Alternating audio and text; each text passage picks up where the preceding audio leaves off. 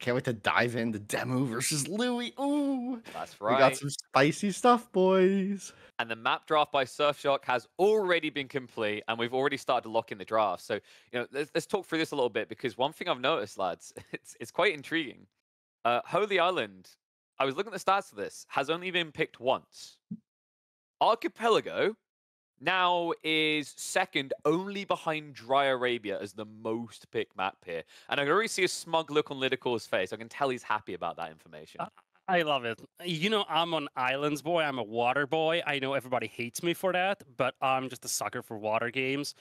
I feel like it refreshes things in a variety of ways, and it's a very different game than, let's say, a game on Dry Arabia. Now, of course, you don't want this entire series to be just water maps exclusively, though, KP, because through that it could get very repetitive. But I think considering we have Hill and Dale and we have Dry Arabia, so some classic land maps, it's refreshing to see maps like Archipelago also being picked. And another one I think that's been really surprising here, Winston, is Kawasan. Kawasan is now also one pick behind Dry Arabia. I thought we'd see a bit more hybridization in the hybrid pool. I'm a fan of Kawasan for a couple reasons. I think it's a way for players to try and just stretch into really uncomfortable situations against their opponent, right? Like you can just try and make it really chaotic because with two pawns, you can sometimes just gain like crazy advantages really quickly if your opponent slips up on the micro. So I really like that choice from Louis. I think it's showing that he has a lot of confidence coming here because I feel like Kawasan is one of those technical maps where you can't really slip up on any situation, pond, land, other pond, right? And I'm excited to see how he tackles that as one of his home maps here. And we have That to was his talk. pick, right? I think that was his pick. I believe it was. Isn't that how In that? regards Yeah, to those okay. two Yeah, just players, making right? sure. DeMu plus Louis, it's one we've got to talk about. I think you go back half a year, maybe just a little bit over half a year, Lidicore. Everyone would just say DeMu's got this, lock, stock, two smoke and barrels all the way. But nowadays, I mean, I almost feel like Louis 80, almost 90% favored in the eyes of a lot of people. This kid has really rise to a whole other level. Certainly, KP. I think that's part of the equation here. Louis has definitely stepped his game up recently, but it's also the fact that the settings of this tournament allow for some more upsets. Or, well, I'm not even sure if we can call this an upset, but when you look at these two players and their history in AOE IV, DeMu was the big name for a long time. So I think part of the reason why Louis is so successful in this format is because it is a little unconventional, and this opens up opportunities that are normally not available in other tournament formats. In fact, believe it or not, KP, 3 out of the 4 matchups today, one of these players involved in those matchups have won their first ever series against their respective opponents in this event. Wow. I mean, that's incredible. I think in this regards, like Louis started a bit earlier, right? I think DeMu was able to take him down in the Elite Classic 2. There was some smaller tournaments where Louis was able to get nibbled, but you're talking like, when we're talking S tier, biggest tournaments, you look at the history of it, it's been close. I think it was 2-1, 2-1, 2-1, but historically, you're right. Every series has been going the way of DeMu. But I'm not sure if it's going to go his way with a draft like this, Winston. I mean, I'm just looking straight away at that French pick. I don't know if you know this, but France is actually the most successful Civ in the entire tournament so far, with 100% win rate, courtesy of Puppy Paw's Big Brain Bait game on Archipelago. Yeah, seeing Molly, French, and then JD that's an interesting trio at the end, I feel like, from DeMu, and I'm curious to see exactly how he's going to play those because I feel like that makes his draft a bit weaker for some of these maps. But we'll have to see what he picks on game 2 here because we're opening in with HRE for DeMu against Byzantines for Louis, and that's a good matchup on Arabia. I don't really see a huge issue for either player, I think. Do you think Here. it's a 50-50 balance matchup? I think it comes down to style on the HRE player more than anything, right? Yeah, but the big choice, right, is do you want to play feudal or do you want to rush castle, right? The classic Exactly. one right now. Whereas Yeah, I think Byzantines aren't afraid of that either. Yeah, I mean, Biz can play into any of these situations really, really effectively. So I feel like you kind of give an edge to Biz in a lot of cases, but I think HRE is completely comfortable in this situation personally on Arabia, right? Like where it's just so comfortable and cozy, right? Like Demu's been playing HRE on Arabia for what 3 years, right? Since the game came out, right? Everyone has, right? That's the I beauty think of he'll this, be right? fine. as Yeah. we go deeper as well, thinking Floodplain, Archipelago, Return to Hill and Dale, there's so many question marks this series, but the question mark is when the game going to start? It's going to start now. First series of the final day of the group stage for Master of Realms. We've got Team Elephant's LoueMT up against Team Liquid's DeMu in a best of 5. And in we go, folks. Spawning in on the northern side of the map, it's going to be DeMu with the Holy Roman Empire with the color purple. And down south, it is LoueMT with the color green, featuring the Byzantines here, Winston. Yeah, I love to see the Biz pick. It's it's always fun. I think the reason I like watching Biz and seeing Biz. Oh, that's interesting with the scout. The reason I like watching Biz is because I feel like they're really dynamic right now. I feel like they have so many different ways to play, and I love seeing how players adapt in the mid game. Right? I mean, obviously the early game has been, more or less solved in a lot of ways, but I think looking at this mid game against HRE's Castle Age is going to be really exciting. We'll see if the players kind of get locked into that feudal age, but I kind of don't expect that with these two players. Yeah, that's a good point here, Winston. Obviously, HRE is a civilization that traditionally comes online once you get to Castle Age.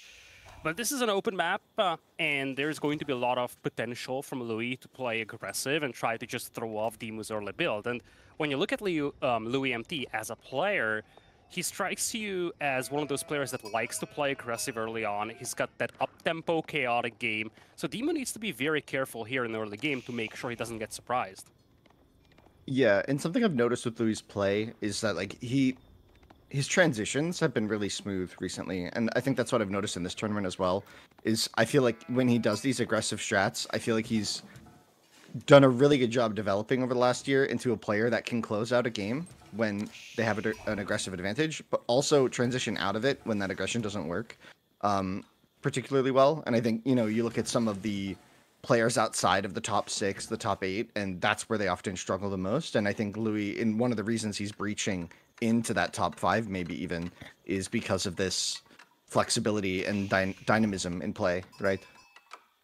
Yeah, and obviously that's a challenge to overcome, and I think he's done a really good job with that recently, and that's part of the reason why he's definitely emerged as one of the top competitors in this event. You just look back to the opening round, he was able to take out DeMu 3-1.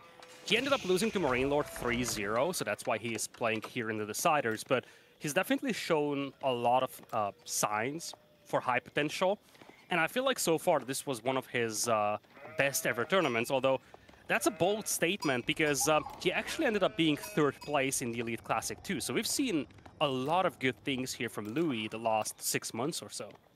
Yeah, he's really astonished me with his play. It's really exciting to see, because I think the worst thing is to have the same 3 or 4 players be at the top for a long time. And I love that we have, competitors coming in and clearly challenging these top spots, and I think it makes these tournaments way more exciting. Right? And it's what makes me super excited for this tournament here. Today we're in our some elimination rounds, and then quarterfinals tomorrow, and then finals next week. Oh, that's what a treat, right? What a treat. But we never should count out DeMu here because he often delivers his best performance when he needs it the most, and he definitely needs it here. He had an impressive series against Cat in the elimination match last week. If you've missed that, that is definitely one to check out because it was an impressive and crazy series. But in the opening round, as we've highlighted, he lost to Louis. He's going to have a chance for vengeance here. And I wanted to ask you about this, Winston. If it was you, would you prefer to play the decider match against a player that you've already lost to or someone that you haven't played against in this tournament? Ooh, that's a good question. I think, if it's like a big team game, probably against someone we lost to. But if it's a 1v1 and all the pressure's on you to fix that, I don't know, man. I'd rather play someone I've already beaten, right? I feel like you get a lot of confidence from that, right? What to fix and what to work on, especially when it's it was 2 weeks ago, right? Or maybe was it last week? No, it was 2 weeks ago. Yeah, I don't know. It was last week, right? It was 2 weeks ago. So you had 2 weeks to recover. I don't know. That's not a lot of time. Either way, it's not a ton of time to think about it. If it was later, much later in a longer tournament, like Road to Red Bull was, right, where you have a ton of time between potential matchups, But here, it's just so recently. It's got to be fresh. But I don't know. Maybe we'll see. DeMu is a hungry player. I'm excited to see this archery range opening from him. So clearly not afraid to get engaged here in the early feudal age. We'll see what these archers do, though. Yeah, this is an interesting start here from both players because LoueMT was looking for some aggression. He ended up dropping a tower at the back of his base to protect those berries. But at the same time, DeMu's opening with a build that's not super duper common for the HRE. He's actually doing a good old-fashioned spear plus archer build, very reminiscent to what you see from the English, for instance, in many cases. Yeah, but I think the reason you don't see this a lot from any Civ against Biz in the feudal age is because I feel like there's two contracts that do quite well against this. You could either go longbow or javelins here and probably defend this pretty comfortably. And I like that outpost already and a wall going up as well. You saw Louis scout instantly on that range when it spawned, and he's shadowing these units back to his base. So he knows where these are. The odds of them getting significant damage here feel really low with 2 towers already up and the arrow slits on the front already. What is Louis playing very defensive, and this is a big investment, dropping 2 towers, getting the arrow slits on it as well. But, you know, better to be safe than sorry. He scouted the aggression, and DeMu should struggle finding any value here. As you said, wall on the left side, lovely move by Louis to limit those rotations from DeMu. There's a tower on the berries on the backline as well, and by far the most exposed resource that Louis had was the gold on the front. He towered that as well, so DeMu is really struggling to find any good targets right now. Yeah, we'll see if he's able to poke into here. The outpost is kind of... That pre-placement is a little rough. It's on the left here. Yep. There's still one berry. The archers can kind of camp here and be annoying, but probably not do too much damage before... Oh, the outpost is just going to go down and... I don't know. Yeah. He might... He's got rushing that good build micro. DeMu is going to try and commit nice micro to pull back the injured villagers, and you've got longbows on the way as well. Tower's going to be garrisoned to... A villager was killed in this fight, but in exchange, a couple of spearmen go down, tower goes up as well. I think Louis has to be happy with this. Maybe he could have tried pulling that villager back, but ended up just rushing up the tower. Now his berries should be safe. Yeah, on this Arabia spawn, his TC spawned really close to the wood here. Like that is a very comfortable spawn for Louis, and that's going to keep him safe. That first longbow pack is out though, and that just counters everything that DeMu's made. I mean, he's going to have to use the archer mobility here with free marching drills now. He can maybe close the distance nicely, but if the longbows just sit under the base, right? Like, what do you do? Yeah, that extra range the longbows have comes in clutch here. It just allows you to be a little bit more closer towards the towers, closer towards the TC, and even before DeMu can fire a single volley with his archers, he will get damaged by those longbows. Yeah, so we'll see. I mean, it's a lot of units. We could potentially see a ram play soon from DeMu. That might be kind of his way into this to dive, or he might just go for a dive here. He has a lot of units. Could just also play for Castle Age. He needs to do something because Louis is very close to Castle Age. DeMu's got a lot of food in the bank, but he just now started mining gold, so he's still kind of far away from Castle. Yeah, one of the benefits of playing Feudal Age like this with HRE is that you control the pace of the game, and then when you go to Castle Age, you ideally can keep map control for relics, right? And it's a play to try and just keep your opponent in Feudal, but like you said, Louis, he's moments from clicking up, and DeMu seems to be aware of this, trying to deny the gold, and with, oh my gosh, 60 gold left, and is he going to be able to get it? Yeah, with the tower, surely, right? It's definitely a delay, though, and there was a second villager picked as well. What's bad for DeMu, though, is that he did end up losing his scout here, so he is now deprived of vision. But Louis was slowed down with his progress towards Castle Age here because of that harassment. Lovely move to move towards his other gold mine, but it's a little undefended, and this could be nasty if DeMu finds it. Yeah, he's got some units on that south side of that forest as well, attacking it on this wood line, not able to get the Vil picks and trading out some units, and the archers are actually going to very conveniently run right into this. Oh, that's so good from DeMu. He saw the 4 villagers on gold, but he probably knew that Louis wants to go to Castle. Tries to probe the other gold mine, gets rewarded with another villager pick. Archers will go down here, but DeMu must be happy about the 3 villager picks he got. Oh, one Vil running away and living, and Louis got good reactions here, not really losing too much. The longbow is able to defend, and this is going to be the Castle Age DeMu on the way up soon. I mean, within the next minute, surely, but Is it going to be in a comfortable timing? We'll see. The prelates are on the map already, so he's setting up for the relic pickup already. Yeah, this is a big thing. So far, Louis is confined into his base, so as much as DeMu is delayed into Castle Age compared to his opponent, right now he's got all the map control, so he could yoink a significant portion of Relic's. Castle Age now hits for Louis as his gold mine gets pushed once again. He's making a switch to Varangians over here, something that DeMu is going to see immediately. Yeah, this might be tight. How many sheep does Louis have still? He went on the berries early to get the oil, right? But here, how many sheep does he have? Okay, so he's got enough to make a couple Varangians, but he is in danger of being food starved if these Varangians go down. So DeMu with the move speed could potentially look to kite these out across the entire map, but he's just gonna back up, let the longbows do their thing, and the Varangians are on the way. If you go Varangias here, DeMu already has a counter set up for that. He's got double ranges, so he can go crossbows immediately. And especially if he finds a way to eliminate these longbows before the Varangias arrive, you could just have a direct counter to everything that Louis has. But I think there's about to be 20 longbows on the field, and that's terrifying. The tower going to be giving him another 5, and he's got another 5 in queue, and that's a lot of units. Trying to trade some of them out now. The Varangians coming forward, though. And the Regnet's about to be up. We're going to look for those relic grabs. Louis, he's going to trade off these longbows to the archers of DeMu, and DeMu is happy with that. He just wants to eliminate those primary predators of his crossbows, and indeed, as he hits Castle Age, he's going to go crossbows. He's also getting the men-at-arms upgrade here, Winston. Starting to pick those relics up, but Louis is also slowly moving out of his base. It remains to be seen how much Louis can actually challenge those prelates, though. Yeah, it looks like it's going to be tough, you know, picking a very slow composition with the Varangians and Longbow. So it's going to be hard to run to the northern corner of the map, for example, for that relic. Unless there's some night switch or something. But Louis also going for the relics himself, so the relic on the south, it might be picked up by Louis. No, we have our first one coming in. Relic coming in for DeMu. Archers are totally cleaned up over here.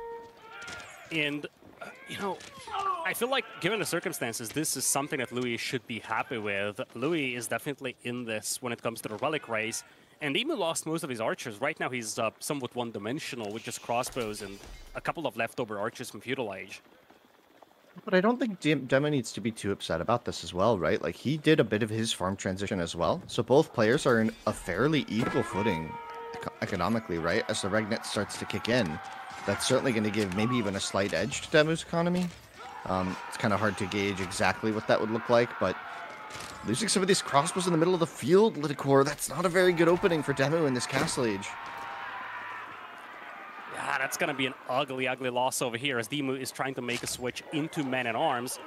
Just trying to hold off these Varangians, but Varangians, they're relentless. They're chasing this. They don't have the range defense upgrade just yet, so Louis is going to fall back. But Vincent, one of the big things here for Louis is that he should have the relic majority at this point. He is bringing back 2 more to add to the one that he already has. Yeah, both players going with these really slow compositions means that the prelates and the monks here are just very casually bringing these relics in undefended. And, you know, Louis is going to be able to get 3, which isn't really what DeMu was hoping for. I think you open Archer's Spear here to have map control early, right? You deny early pressure from the opponent and you try and grab those relics, but not able to get them just yet means he's just a little late there, and that's going to be bad. It's going to be bad for him long term, but we'll see. Still 2 in the Regnets is always enough to play a late game. Well, this monk isn't going to live very long here, as DeMu is looking to capture multiple sacred sites here. He's got the 1 to the left already. At the same time, Louis is walling up as he's also pursuing some of these prelates across the map. DeMu is now looking to dive, though. Mangle emplacements on the way for this tower, though, and DeMu falls back for the time being. Oh, wow. Louis is still doing berries for mercenaries. That's really interesting, and getting a emplacement as well. It's an interesting choice here. Going to be able to defend nicely against the crossbows. This is wild. DeMu's got a lot of farms set up here, though. We've seen a couple of initial olive groves from LoueMT, but in general, he doesn't have a very long-term setup for his food eco. He only has a couple of groves. Indeed, it's like 3 groves compare that to DeMu. He's got a really good farming eco setup. Yeah, but interesting choice here from Louis. He's put 3 of the relics in the winery itself, and he has the Glotta Tower, so there's going to be a lot of mercs here, right? Like, a lot of mercs. And he's kept it just on longbows, it seems. I don't think he's upgraded to vet longbow yet, so he hasn't unlocked the Lanchneck, right? That's an interesting choice. Maybe trying to mask the longbows intentionally. Oh, no, he did. He just hasn't randomly gotten Lanchnecked yet from the tower. That's funny. Yeah, tower is now upgraded, so he's got protection for those berry villagers. At the same time, DeMu is playing an open base, but he's got most of the map control he needs. So he's moving out towards deer packs.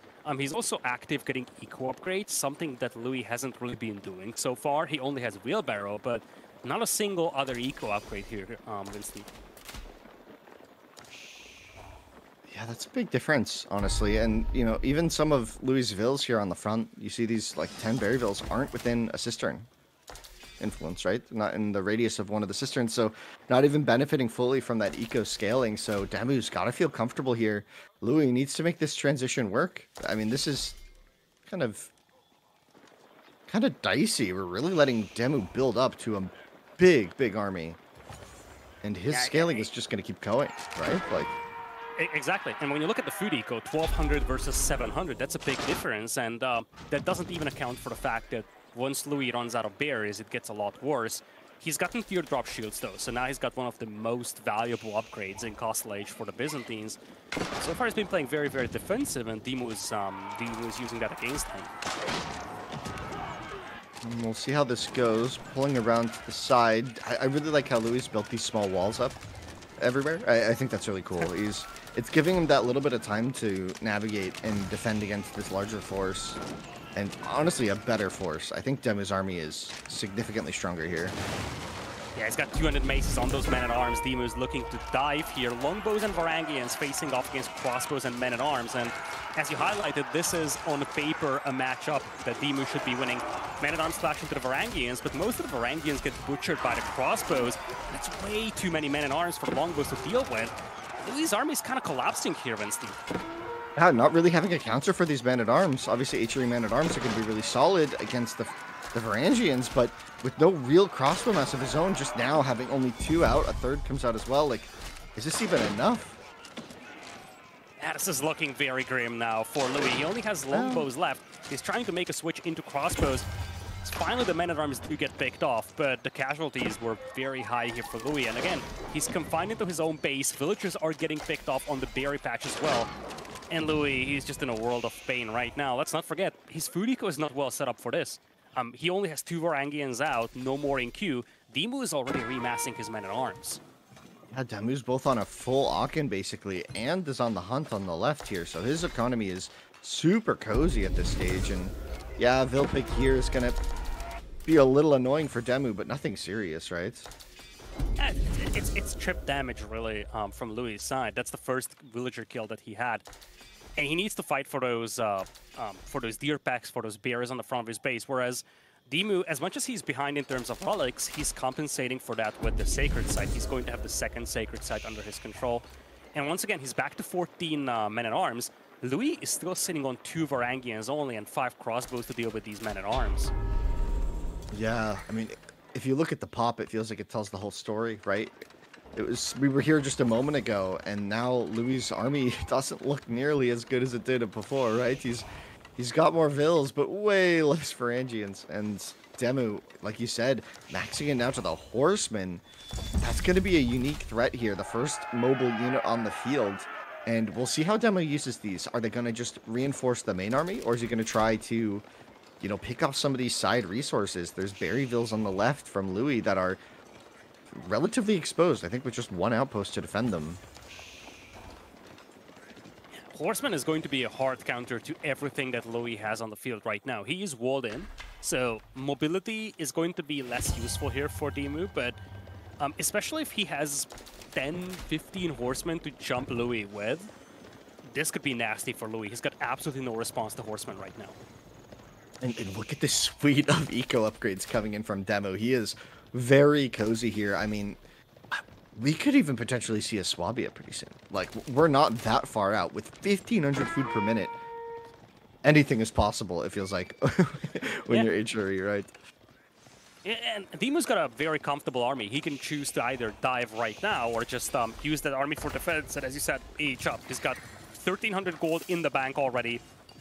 A very reliable food eco. Looks like he's thinking about diving though, as Louis kind of expanding his base here a little to protect the food villagers. A little flank around. There's a board to the left of this position. Something that could easily be attacked. The berries, that's a lot of vills, and Lou's gonna notice the Mangonel placement not the most effective against these horsemen. Still does good damage. Surprised Demu didn't dive further. Mangonel placement is doing his best, but it's a little too little here. Tower is gonna go down here as Louis moves in, but he's got 12 crossbows, a couple of Limitani, a couple of Varangians. Most of his army is longbows, though. I don't know how well this is going to fare against the man-at-arms, but DeMu split his army up for a brief moment over here, so the crossbows got a lot of good picks on those men-at-arms. Horsemen now flank in, though. Yeah, I think Demu was like, oh, I gotta retreat here. His army is coming, right? But then I think he saw the size of the army and was like, wait, hold on. You have like 30 ranged units. Why don't I just kill you, he says. Exactly, and so many longbows go down here outside the walls that DeMu was actually fairly happy taking this fight even with his ranged units. Now that the longbows retreated, he's going to fall back, but he's once again essentially decimated the army of his opponent over here. 71 army versus 36 remaining here. And behind this, DeMu is escalating this game further. He's adding more farms, and just look at the upgrades here, Winston. There is a night and day difference between the two players. Yeah, I mean, Demu's been full text for the last couple minutes now.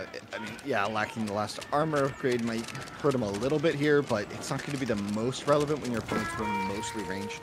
We're starting to see the Limitani switch from Louis to deal with these horsemen, but I mean, what are they going to do in this case, right? There are so many units on the field. The Mangonel emplacement is going to be Louis' only hope here as the army comes in from Demu.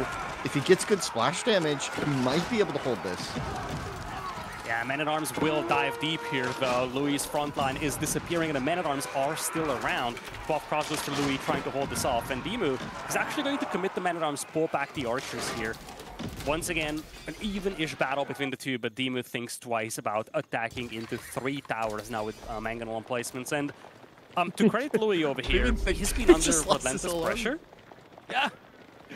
He just lost everything to that. That was the splash damage did so much there. There was also a couple Lanchnecked in there, and maybe Demu didn't notice, right? Like, I'm not exactly sure what happened, but Demu just lost like everything really quickly. I don't know if he's disappointed about it though. I feel like he wanted to pull back the archers, and he was willing to just leave the men-at-arms over there. But it could also be some sort of miscoordination. Just thinking back to the fight prior at the Berries, he actually split off his men-at-arms from his archers and then decided to commit. So maybe there was some weird control group issue for him. I guess we'll never know, but for the time being, he still has a respectable army, still much bigger than what Louis has. Yeah, he was able to keep the ranged mass alive, but losing that front line so quickly, I mean, look at the destroyed value. Like, Louis' fights have been really, really good here, even with less economy and smaller armies.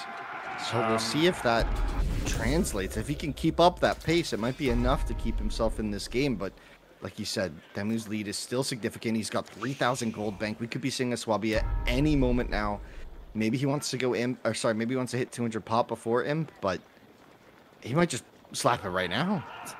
I hate to disappoint you, Winston, but I think mercenaries still don't count towards destroyed value, so that's probably part of the reason why we see such a big discrepancy. All right, I see you. That's very fair.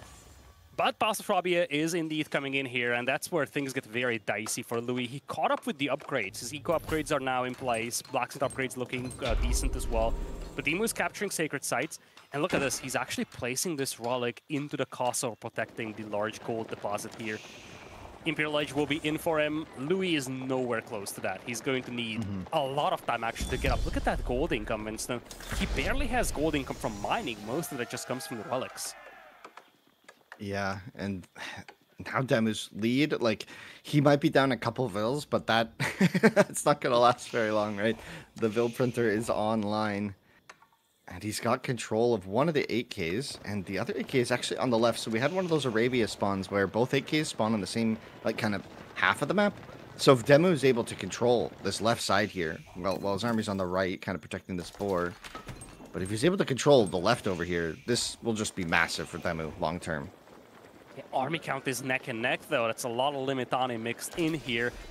And DeMu's got mostly just crossbows here, Winston, and horsemen. Not a lot of men-at-arms in there. He's got a couple of Landsknechte mixed in, and he's just starting to add hand cannoneers here. But this is the timing for Louis, you feel, especially because he's got a lot of food in the bank. He probably wants to go Imperial himself, but he's low on gold for that. He's actually very low on gold, Winston. He's got 200 gold per minute.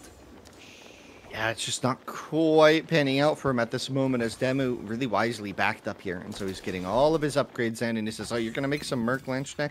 Well, I'm going to make my own. So he's getting a little bit of everything here. So he's got some archers, some Landsknecht, some hand cannons, men-at-arms, horsemen, crossbow, you name it. There's only a couple units not available to DeMu right now that he's not training. So we'll see the imp coming in from Louis, but going to be enough at this stage, or are we just going to see DeMu go for another dive here under dangerous Mangonel emplacements? Yeah, it's going to be tricky, though. There's a wall slowing him down, and there are multiple towers with Mangonel emplacements. And one thing I'm looking at here, Winston, is that DeMu doesn't have a lot of torching power. He's got some horsemen, he's got some men-at-arms, but most of the men-at-arms are just now coming in. This frontline army he has is mostly archers and a couple of horsemen. So Louis could hold those walls for some time at least, and he's going to make it into Imperial safely. It really is going to come down to gold here, though, I feel, because Louis' gold income was horrendous. In fact, maybe not just gold, but also the wood income. Look at how unbalanced his eco is. Yeah, his setup is a bit wonky, and getting away with murder here, it feels like a little bit, is Louis, because, I mean, DeMu really has the potential to stop this. He could just torch right now. Like, I feel like when I have horsemen like this, I really want to be, like, very actively torching palisades that are just there, right? Like, hit it, you know, hit the wall. And here he goes. Now he's going to get that going. And that should bring back Louis' army. And the upgrades, like you said, he's in, but he didn't really get a chance to upgrade all that much. Yeah, the horsemen aren't elite. Men-at-arms elite is just now coming in. On the other side, Louis already has the elite contract. So he's got fully upgraded longbows over here. Villagers have to flee to the far left corner, though, but this could be a good fight over here for Louis. He has a lot of imp longbows. And not a lot of meat shield in front here for DeMu. He's got some more men-at-arms coming in, but I think the number up top is very deceiving. He definitely doesn't have 23 men-at-arms on this screen right now. I think he's got enough, though. We got a traffic jam at the gate. Everybody in, let me in. Knock, knock, says DeMu, and he's coming with a vengeance here. Feeling the pressure after their previous matchup in this tournament. DeMu's looking solid here. He's moving in. The front line is holding. The cannon not going to bring much firepower here. The crossbowmen have to kite back to the trusty old Mangonel emplacements. Oh, but of course, it's going to be enough. To make it happen. They need to make it happen. Numbers are looking so good here for DeMu. He's got twice the army size once again. Horsemen are now gone, but you still have the men-at-arms front line, and those crossbows have been chipping away from the back line. But once again, as the front line gets cleaned up and as Louis retreats to the Mangonel emplacements, DeMu thinks about falling back, then dives very deep into the enemy base. He needs to be cautious, though, here, Winston. He could easily get cleaned up, but at the same time, he's doing so much damage to the eco. 17 villager kills now in this game, and that food eco from Louis is going to be a train wreck. Yeah, I think this dive is really, really smart. DeMu's army isn't very mobile, so they're going to be chasing with the same speed, right? And I think what DeMu's going to be doing is prepping a push with the siege in the front, and we see the bombards being queued up now. So, yeah, this is going to be really tricky for Louis to deal with. His army is going to have to get split. He needs to send enough units back to defend, but also have enough to defend the siege push in the front. When it does come in and it looks like it's starting to whittle down on these outposts in the front, the trusty old Mangonel emplacement that kept Louis into this game to this point. Some bombard on bombard action. Army count is kind of even-ish, and LoueMT will hold off the horseman assault here, but the Mangonel towers are pretty much gone here. DeMu looking to snipe that cannon here. Villagers being pulled to repair, and the cannon does stand until the cannon from DeMu takes it out. DeMu is still in the enemy base over here. Louis' eco is now very, very battered, and he's struggling to clean this up. He actually has to commit his troops to clean that up at the back line, but it means that he's forfeiting the front of his base. He's going to lose that final Mangonel tower now.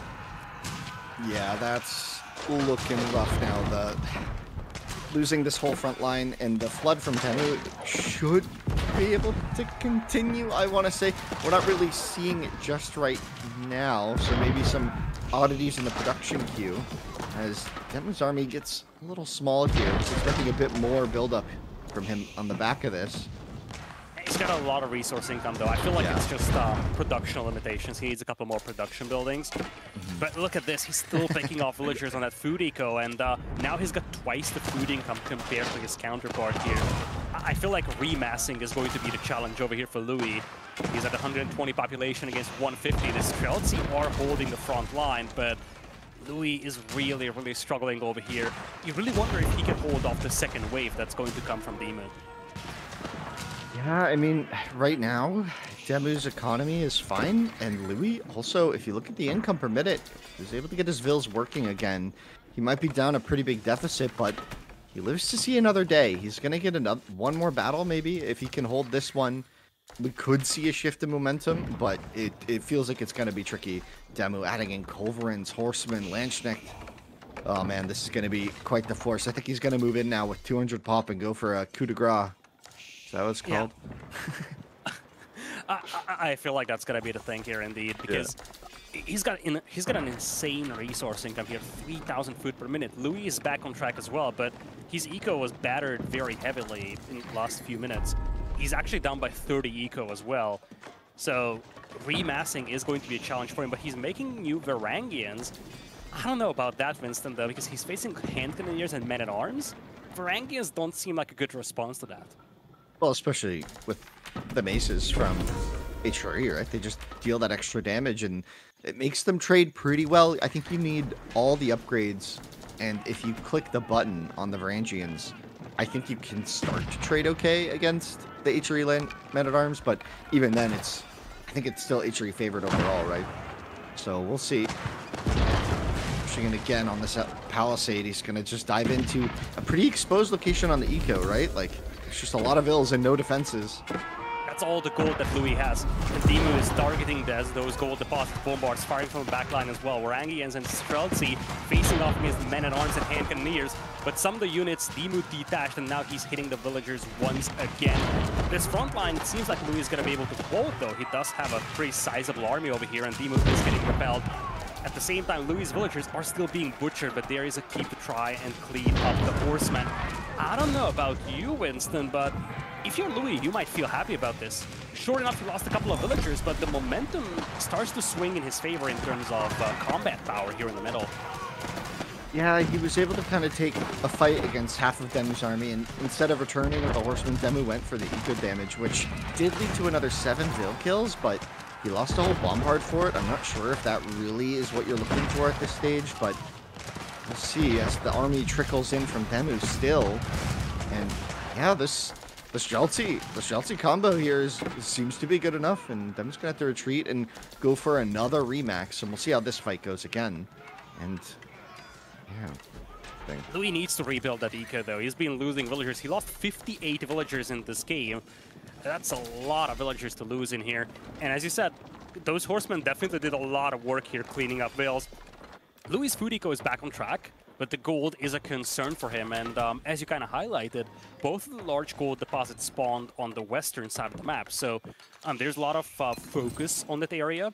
I think DeMu pretty much depleted his own large gold vein, but Louis desperately needs that one that he has on the far left side of the map. Yeah, and that's where DeMu is focusing this aggression. But honestly, on the background, behind all this, with the deficit, I mean, look at the upgrades. Like, Louis has completely caught up in techs. Just about. I mean, maybe a few university techs here and there are missing between the two. But, I mean, Louis isn't looking too bad. If he's able to remax one more time, if he is able to match this army one more time, I feel like DeMu's window for like a comfortable early imp win is gone, and we're gonna have to start settling in for the late game. He's gonna have to set up trade. He's gonna have to get things rolling because his late game. Yes, we might have to settle down if he's not able to win a fight here. Same thing here again from DeMu. He's detaching the cavalry to push the gold mines. Streltsy will repel the men-at-arms, though. It's a two-pronged attack here, Winston, but we're feeling the same thing here, I feel. Men-at-arms are getting butchered on the front line, and DeMu's barely getting any villager kills. Yeah, but there's a lot of horsemen coming, and they get intercepted by the Imatani on a split screen. That's huge. Meanwhile, the Bombard's going for a YOLO play. Louis actually dove into the base of DeMu here with the Varangians. That's why he doesn't have the Varangians back here. He's actually attacking DeMu's eco back at home. That's all the little things that you see on the minimap, but that means he doesn't have a good front line, and he didn't manage to kill any villagers, basically. He's got 2 villager kills in this entire game, and for that he sacrificed all his Kralzi. Now with DeMu with the momentum, he's got Bombards out there, the keep is gone, and the villagers will be pulled here by Louis to take out those Bombards. Yeah, this is really awkward, but there's a Landsknecht there. There's 2 Landsknechts there. All those vills are dead. Oh my gosh. Oh my. Oh, they all die. Oof. That's probably it for Louis here. He's got a lot of food, though. A lot of hopes and dreams here. I mean, DeMu might stall on gold pretty soon. This has to be it. Yeah. So many villagers falling, and to credit Louis, a couple of moments ago he was at 2 villager kills, now he's up to 29. He killed a lot of eco here from DeMu, but that doesn't compensate for the fact that he's lost 103 workers himself, and that number will just keep rising here. DeMu very close to securing game number 1 here in this best of 5. Yeah, and with the keep gone now, the final vills on the gold are going to go down. And now what does Louis do? He's back to where he was at the start of Castle Age, pinned in his base. He's really got not too much going on for him. To find a way out, 90 pop, and a dream. Yeah, that's a big dream though, Winston. It's looking extremely grim for him, and indeed he does tap out. And with that, DeMu is going to win the opening game of this best of 5 here. A much needed win here for DeMu. He ended up losing to Louis 3-1 in the opening round. Now he's playing the decider match. And you know, one thing that we need to highlight here, DeMu, when he played Louis in the first round, he won Dry Arabia. Then Louis came in and won 3 straight. Are we going to see a repeat of history? Remains to be seen, but the first game falls into the hands of DeMu. That is a nice stat there to pull out, Lidicor. That is cool. I mean, that could be, are we setting the stage for a repeat? Or is DeMu going to have to crawl back and maybe try again? We'll see. I think DeMu's got it. That seemed like a confident game from him. I think his play was really solid. I think there were a couple fights maybe slightly underestimating the potency of the Mangonel placements and throwing what could have been maybe a cleaner lead, but I'm not exactly sure. Those Mangonel placements are tricky, right? They are, and it looks like we're going to be heading into Archipelago. And DeMu brings in the French. I think KP highlighted this. This was a Puppy Paw special. Puppy Paw, right?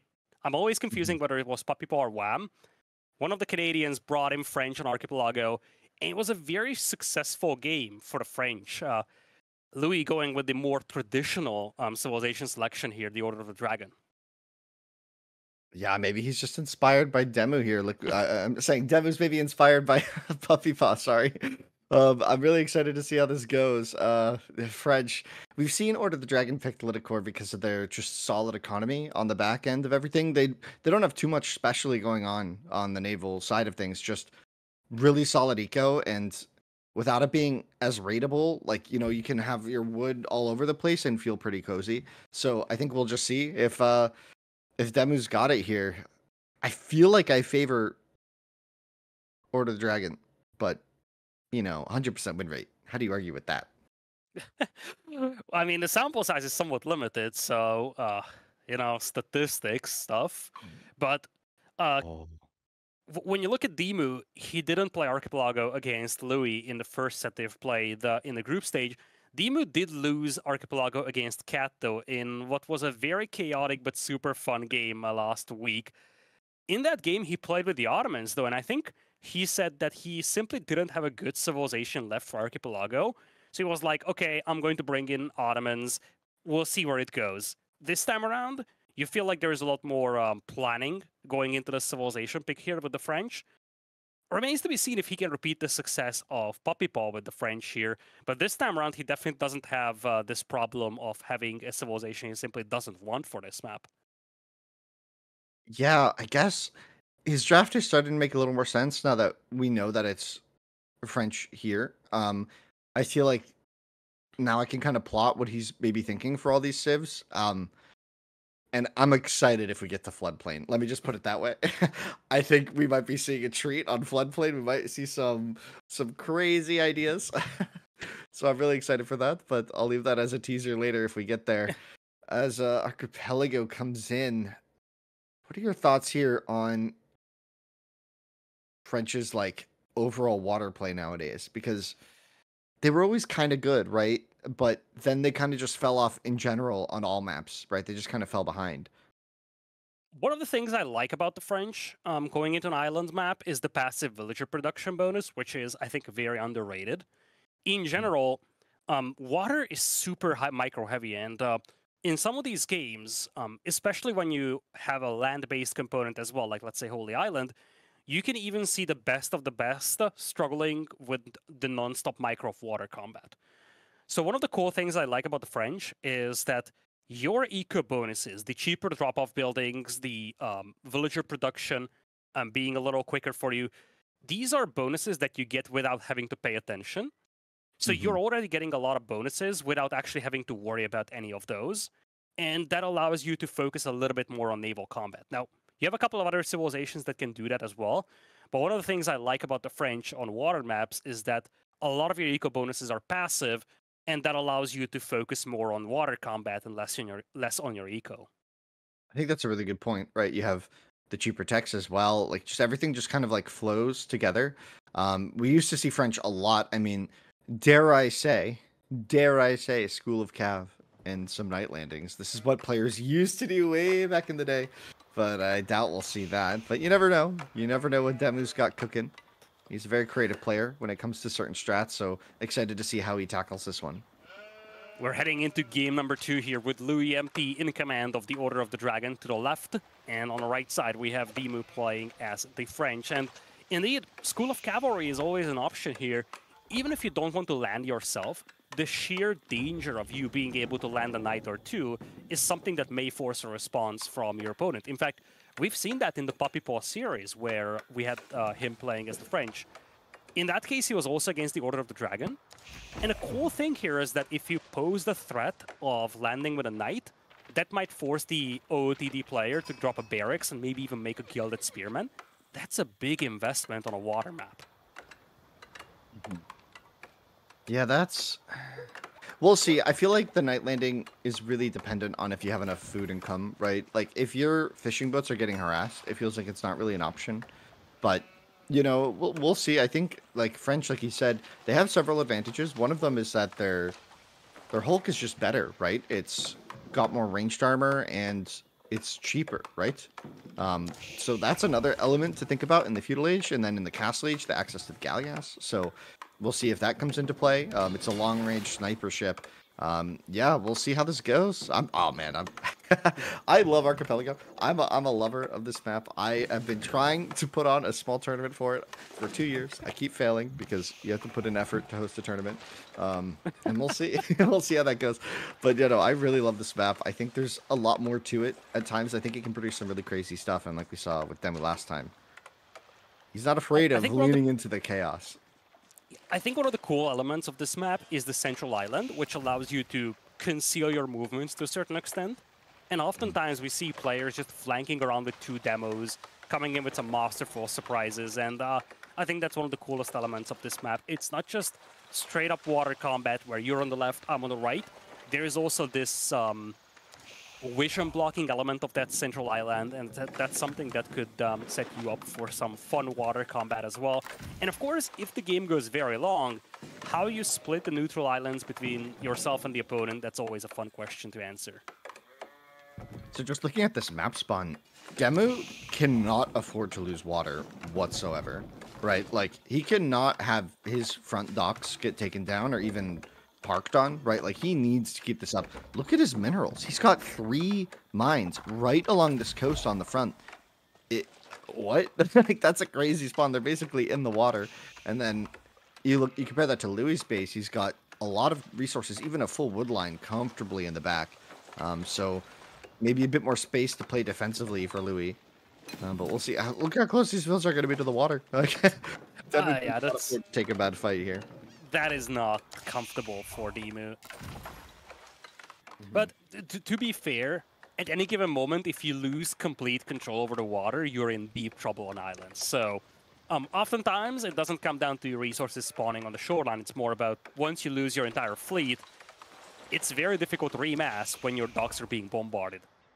Normally, I would agree with you, but with DeMu, I think we saw he can be a bit stubborn on these kinds of maps. So I think where the resources are, if he's in a losing position, might be very relevant for just this one player.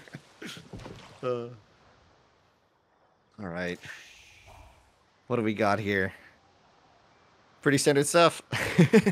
Normal age ups. It's a decent number of fishing boats for Louis, so a slightly longer Dark Age, but it looks like DeMu going to be doing a very similar build. Yep. So far, nothing out of the ordinary over here. One thing to highlight, though, is the resource banks, which looks a little bit better for Louis. DeMu, probably a little behind, but of course, that's just the early discrepancy in terms of the eco-efficiency between these two civilizations. Second dock on the way for DeMu as well. I think we're getting to the point where we need to discuss the potential landmark options here for DeMu. Obviously, Chamber of Commerce is a weird choice here. School of Cavalry is a more intriguing one in many ways. Obviously, investing into Knight early on is very, very expensive, and I don't think he's going to do that. But the simple threat of being able to land with a Knight might be enough to set off some things in LoueMT.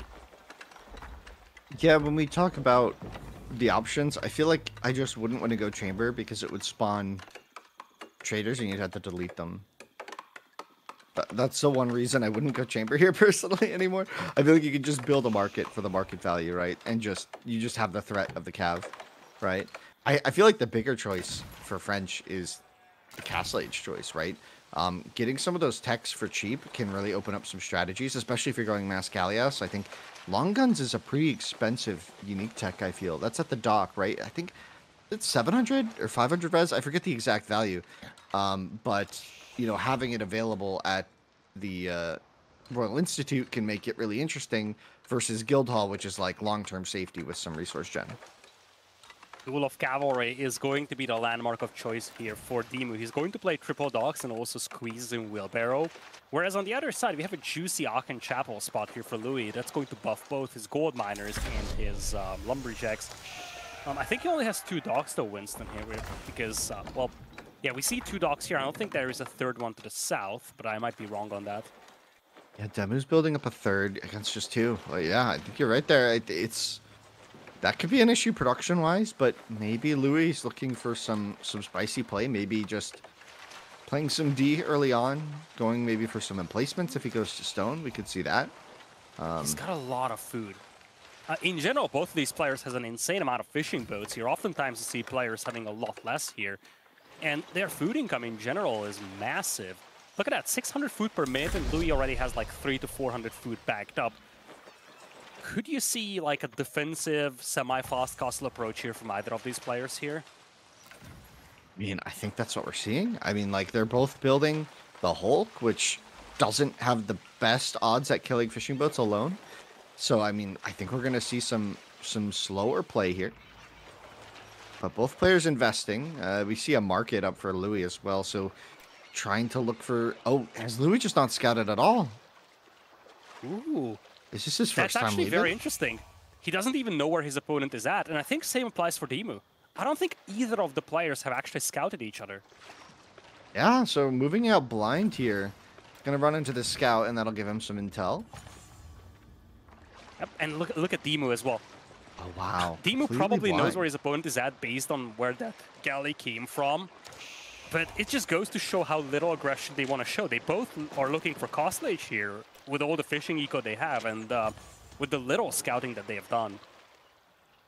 That's where I really wonder if that's what you want to do with Order of the Dragon, right? Like, one of their advantages is this Aachen Chapel, right? And time is the enemy of the Aachen, and the Regnitz doesn't really scale well on this map. Like, you have to play really well to get a ton of value out of the Regnitz. You need to have a transport now, effectively, if you're looking for an FC, and you just need to, like, go put a Vil on the right side island with those 2 relics. But it's so hard to know that, right? Like, you would need to build a transport, add the scout to it, scout around, then add the Vil into it, sacrifice a bit of economy for that, sacrifice attention.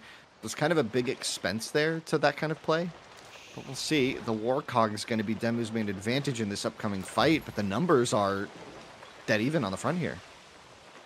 Yeah, it's neck and neck right now, and Louis is going very heavy on Hawks. He just has a single galley on the back line to snipe demos with, but there is not a single demo ship here.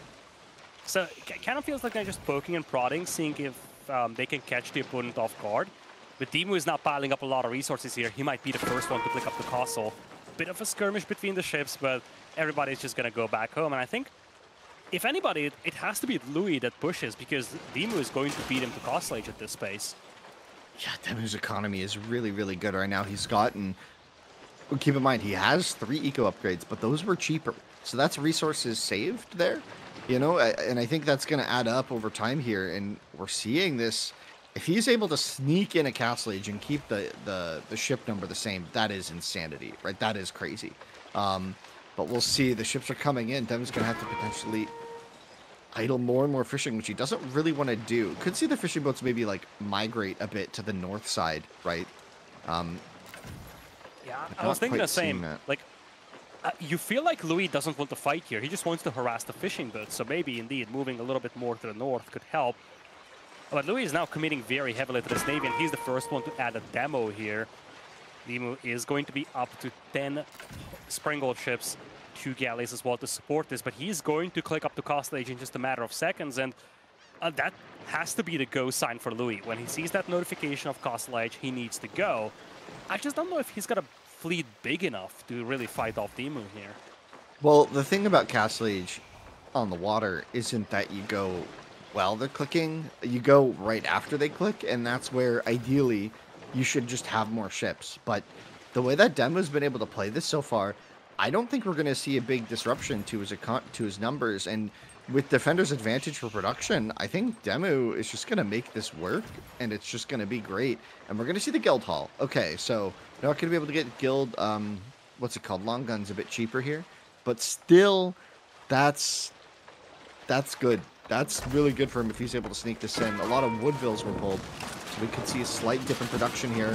Oh, demos crawling in here. Nice split by DeMu. He just loses a single Springald ship to 2 demos over here. And it looks like the sides are going to trade here. No more demos on Louis' side. DeMu seeing all these Hawks. He's going to mix in his demos. And this is bad for Louis here. He's actually falling back while DeMu is aging. Yeah, and I mean, this is like a dominant show, I feel like, from DeMu right now. He's expected to have a Vil lead, right? Because of the Order of the Dragon Villagers training slower, being better. But very interesting here is just how much resource advantage DeMu has. And now Louis gonna have to go in for the fight here. Demo's gonna need to get sniped. Ooh, nice little snipes here. Decent blast though from Louis here, damaging a lot of those Springald ships. He's got another demo on the back line as well. Louis diving into snipe the galleys here. Second demo coming in for him is not going to connect. And it's going to be a trade back and forth here. A lot of damage ships on both sides. This demo does damage a single Springald ship here from DeMu's side. But you feel like the momentum is shrinking here for Louis. He's bringing in more demos, though. 3 demos out there for him. DeMu's got 2, though. He's diving in galleys, doing a good job sniping this. Galleys on the other side, struggling to snipe out the demos. And this is a lovely connection here for Louis. Gets a second one on those Hawks as well. A lot of these ships are heavily damaged here on DeMu now. Yeah, and we're looking at it, and DeMu just... The unsung hero for him in this fight was that he pulled a lot of his fishing boats out, but not really able to get many upgrades behind this. He needs to focus on the production here, and without any, with a whole nother like string of demos coming in, it's really important for DeMu to have enough galleys to shoot these down. And he's gonna get to live for another day. Keep in mind, look at all the gold on the front here. It's smart, I think, for DeMu to be mining this while he is, because that means he can retreat to the gold on the right. But it also puts him at risk. Breather for him. He needed this so much because his fleet was banked up. He was down in ships. But Louis is remassing. He's got 5 demos with another one in queue.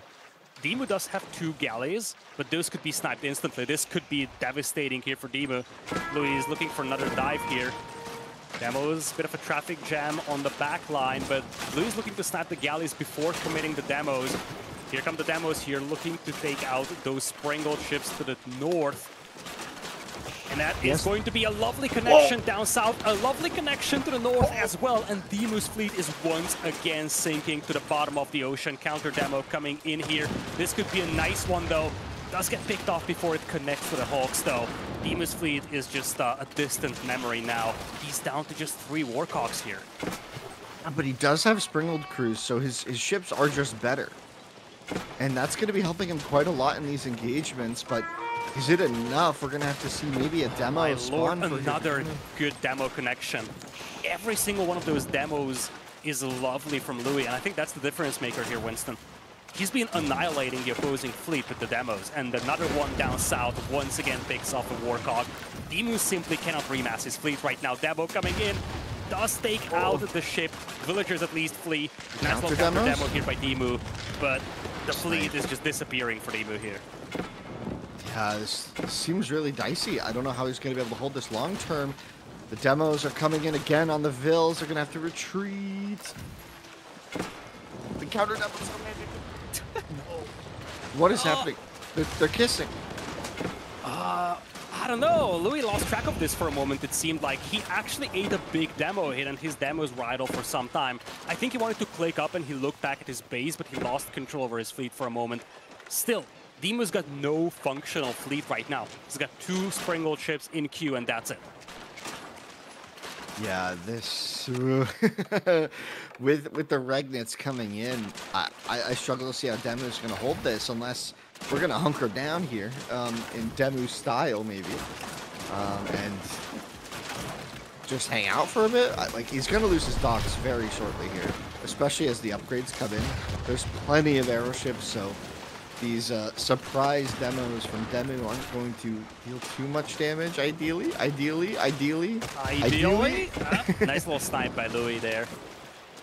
Destroyed value is dead even, but you feel like Louis has been taking fights that were a lot better for him.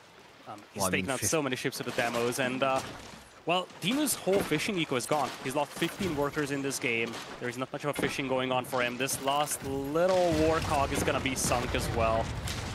And I love how Louis is not allowing his opponent to remass over here. He's now in Castle Age, he's getting the upgrades himself. To be fair, I feel like DeMu's best option might actually be Springalds here, trying to snipe out some of those ships from the shoreline.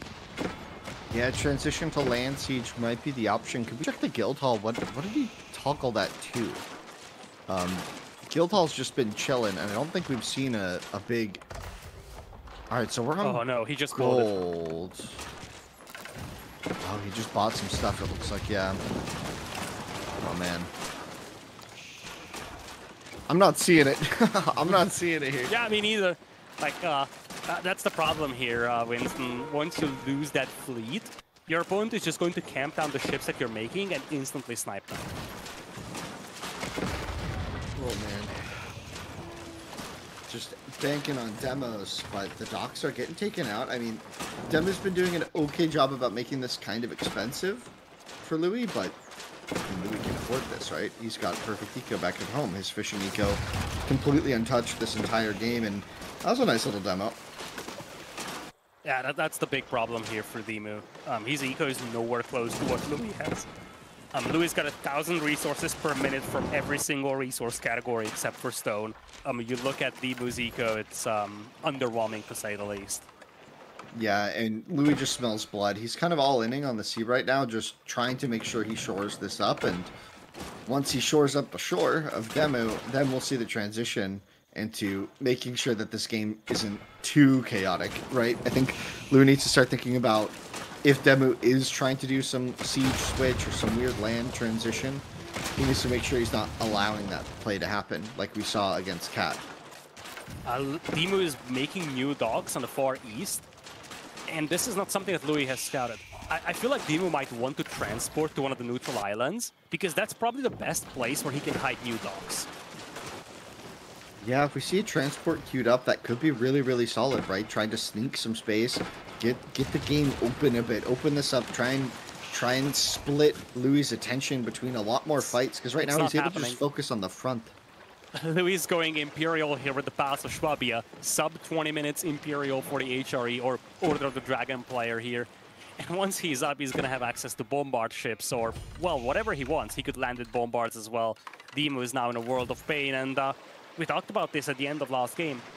In the series that they've played in the opening round, DeMu won Dry Arabia, and then Louis won 3 straight. It looks like he's going to get game number 2 here in this series, too. I'm careful to call anything when it comes to Archipelago too soon. He's got a very hefty advantage, and I think it's really hard for DeMu to win this. But actually, did we see a transport from Louis first, actually, grabbing the relic on the right? So already on that island on the right is Louis. So yeah, he's trying to make sure he doesn't get caught in that game. I'm sure he saw the game against Cat, where DeMu ratted it out for just forever, right? Okay, he does it. DeMu not going to surprise us. This one. It started out very passive from both sides. DeMu was the first one to pull the trigger going to Castle Age, but the timing was just perfect there by Louis. He dives in, and I feel like the military graph is going to give us a perfect showcase of how this game ended up playing out. Mm-hmm. Well, an interesting series already developing here, folks. 2 games in, 1-1 apiece, and we are going to dissect this a little bit. I think we start with the fresh one in our minds, lads. We have to start with Archipelago and where this went wrong, because according to the Lord and Savior of NA himself, this is an easy win for France, right? Papa Paul's proven the way. What was the big difference here, Winston, like between those 2 games? Wait, between this Archipelago game and the last, or between this and between Puppy Arabia? Paws. Yeah, between this one and Puppy Paws Archipelago game, because it was the same matchup, same map, right? It was Order of the Dragon French when Puppy Paw was able to get that astounding win, to get that 100% win rate. I don't know. Maybe just water builds. Like I'm not exactly sure what went wrong there for DeMu. I think, you know, that Castle Age was a bit greedy. Something I noted was he pulled like 11 vills off of wood, and I think that stalled out his production a bit much.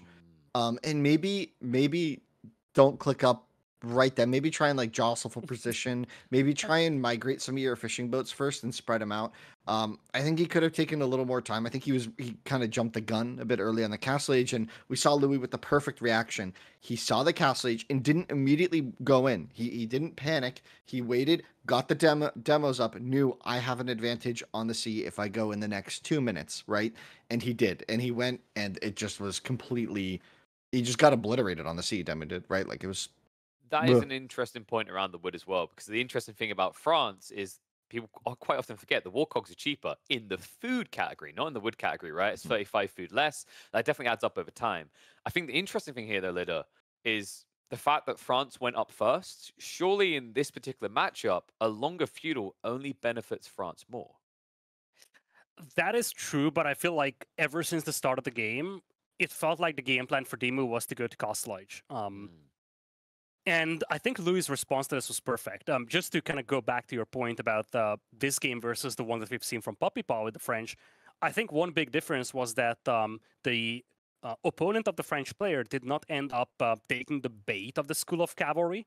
You didn't see a barracks being added. You didn't see Gilded Spearmen being invested into. And I think one of the more underrated details that we haven't had the chance to talk about in this game was that Louis always kept his scout at the very northern part of his island, and he knew that there was going to be no transport coming through. That scout being there essentially ensured that he didn't need to worry about any kind of landing shenanigans from DeMu, and he could just commit everything he had to the water, and that showed. DeMu played defensive. He invested a lot to his fishing eco. Louis did the same as well. And Louis was able to build up a juggernaut fishing eco off the back of that.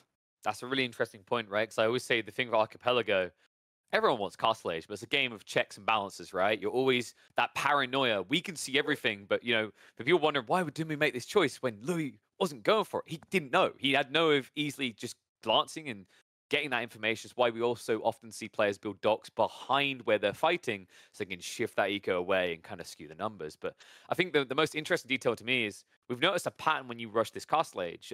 Springwall crews and armored hulls always seem to come through first, Winston, but a thought that keeps coming to my mind, we actually had one game where this happened. I think it was in the DeMu game, that amazing game against Cat. Once he got into the explosive tech, that helped him kind of cinch back on the water. It almost feels like that's the tech that DeMu needed, but is the issue that that's seen as a tech that's already admitting defeat compared to the others? But I think the issue for DeMu there, and why I think, given the circumstance, he had the correct read, was that there were already like 7 arrow ships out that entire time. Like Louis did not slack. Like we saw what DeMu did, right? DeMu tried to play the tight game where you have just 2 or 3 galleys and you hope that that's enough, right? And you just snipe and you're like, oh, my micro will save me, right? And we saw that when he did the split. He kind of split his docks on the right towards his school of cav, and he had a couple more go up into the left towards his northern area. And when that happened, 1 galley on the right, 2 galleys on the left, we saw all these demos head straight for that and just knock out Demu's fleet almost instantly, right? So I think if he had tried to reciprocate, Louis just had enough arrow ships, right? He just had enough firepower. He just had enough to A move and keep them in the back. And the demos from Demo did nothing. I always tie tongues, yeah. No, we don't really have enough time to go over game 1. I think, it's interesting we come to Archipelago. There's just so much still to learn that map. So much we're still discovering. Kawasan feels like a map that is still introducing new things here. And we've got that coming up next. Japanese versus Abbasids. Strong picks on both sides, but an opportunity for one of the players to take match point early here. Indeed, we're going to have spawning in on the left side, DeMu with the Japanese and the color purple. And on the right side, we're going to have a LoueMT in command of the Abbasids with the color green. And Winston, for a second game in a row, we have a map that these two have not played in their initial series. So it's a little uncertain what to expect from this matchup here. Yeah, this is one, I don't know if I've seen this matchup on this map. I think the reason no, I have.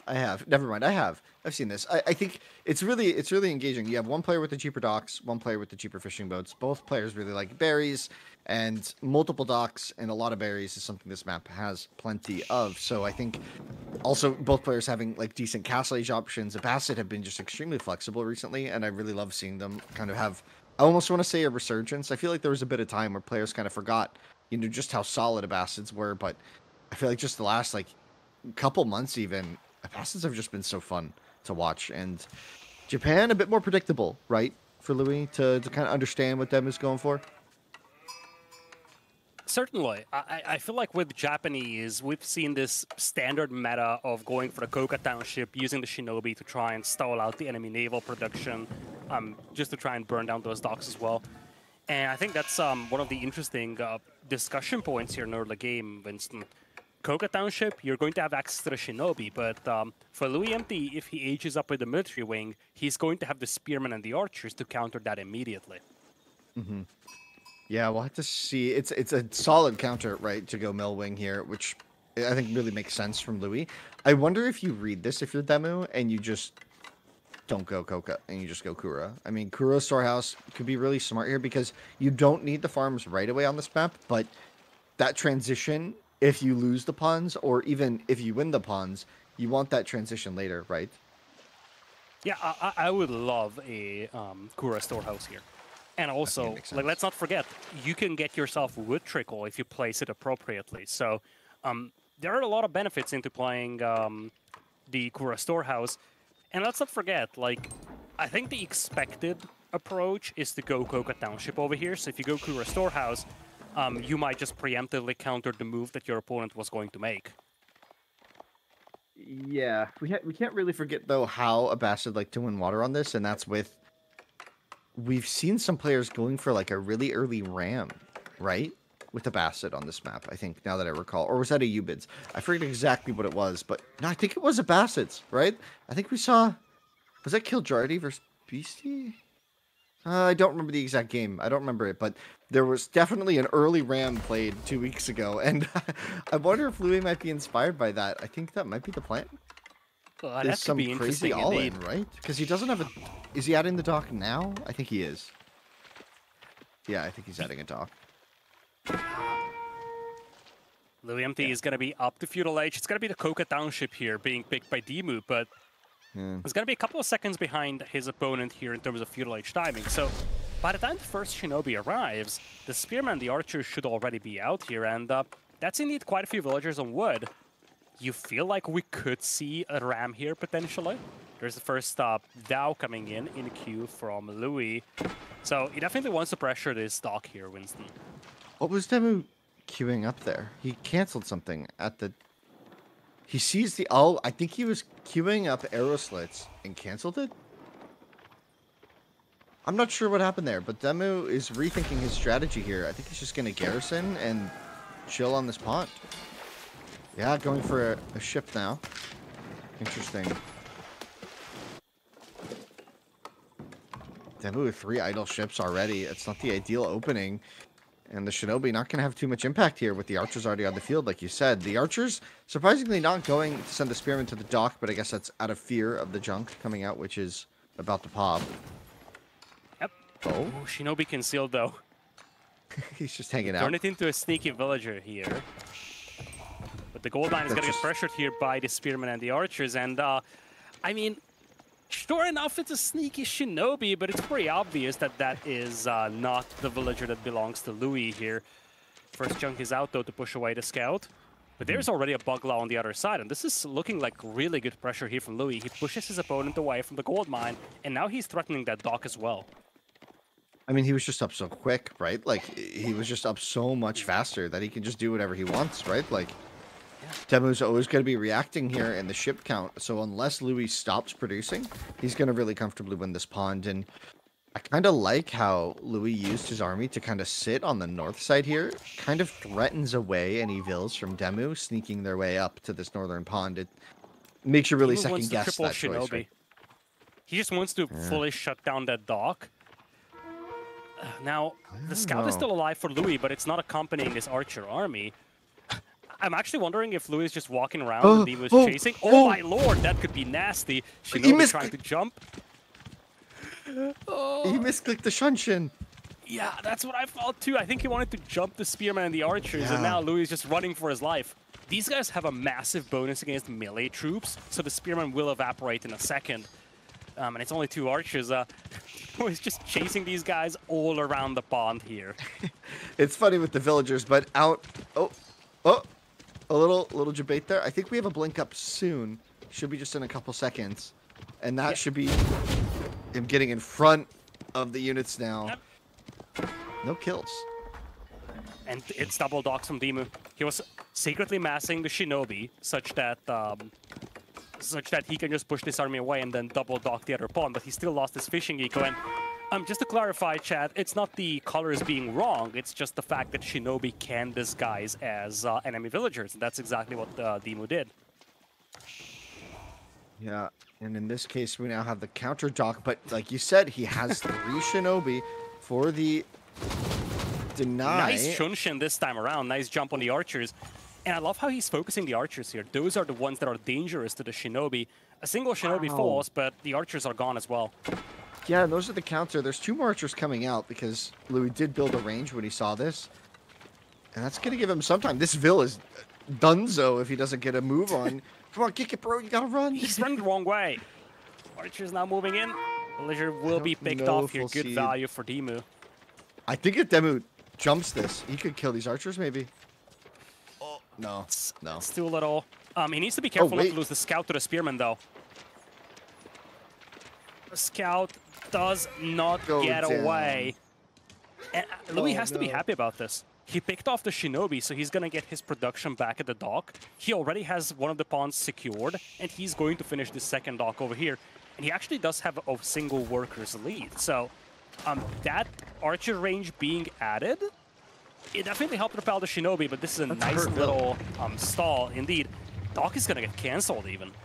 The Vil's gonna die. That was the herd villager. He sent that one forward, and a new Shinobi comes forth. Where are the archers from Louis? He's just gonna lose this is lovely timing. The new Shinobi stalling out dock production. It looks like Louis is just bailing on that whole pond. He's walling off the far right. He cancelled the Buglaw he queued up.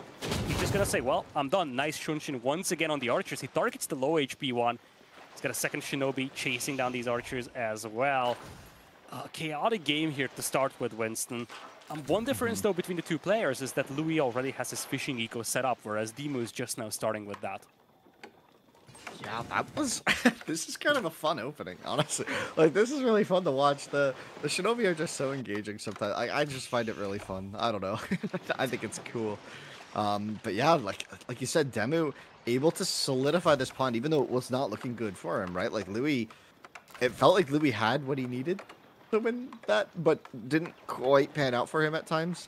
The timing on his 2 archer reinforcements joining the 2 current alive ones, the free ones, sorry, going down like that, and I don't know. We'll just see if the pond for Louis on the right is just so saturated now, right? Like, so he's got a comfortable lead still, right? Yeah, I feel like the key thing here for DeMu was that he was patient with his Shinobi, and he waited until he had the critical mass to actually jump this army. Now, he's going to face a Camel Archer, which is not something that you can easily deal with Shinobi only. But DeMu is looking for Castle Age, so does Louis. DeMu does have a lot of food in the bank, but lacking gold. At the same time, Louis' eco isn't spectacular just yet. His resource bank isn't looking good. DeMu's certainly having fun with the disguise. You have to admit. Oh, he's hiding. He's like, No, you can't find me. You can't find me. Oh my Nice gosh, jump. DeMu is gaming right now, dude. DeMu is here to game. I mean, this is a really... Oh, and the blink away. Nice little He's like, Shunshin out of harm's way, but You can't see this me. camel... just a a side note troll. here, Louis lost his scout, so that's the reason why he is just desperately pursuing these Shinobi with the camel, and he lost track of them. Opportunity for DeMu to harass the enemy base here, and at the same time, Floating Gate is going to be on the way for him. And, oh my lord, he could stall out the House of Learning here, right? Yeah, that's nuts. If he comes in here, he's going to sneak in just on the right. He's just waiting in the wings. Whoop, whoop. And do we see the reaction from Louis? Surely Louis sees this. Yeah. Yeah, he needs to. He's got a couple of archers here. So DeMu is just going to Just rotate. passing. It would have been so valuable to stall out that age up on the House of Learning. House of Wisdom, I should say. Another house. Yeah, I You always can blink confuse the over two, I'm and gonna admit. oh. Devin's just having fun, man. Devin's just gaming right now. Yeah. The floating gate coming That's in. some crazy micro. They're jumping back and forth with the Shinobi and then just running circles around the enemy villagers. And at the same time, he's been very active building up his fishing eco. Ecos are still neck and neck, but he beats his opponent to Castle Age, so he's gonna have the access to the Yorishiro now, and he already has a stable. He's got 1 mounted samurai out already, 2 more in queue, and this is where things get dicey here for Louis. Yeah, this is where Louis' army choices are going to be really important. He has to have the right units. He's got 60 seconds until he is up in Castle Age, but what even is he going to make? Maybe some crossbows to deal with this. He's going for some small walls, very Age 2 style, right? Just trying to wall up around his base as safe as he can, and we'll see if these palisades are able to hold back the flood of mounted samurai that is on the field. 4 already on the field for DeMu. Ugh. That is a hole.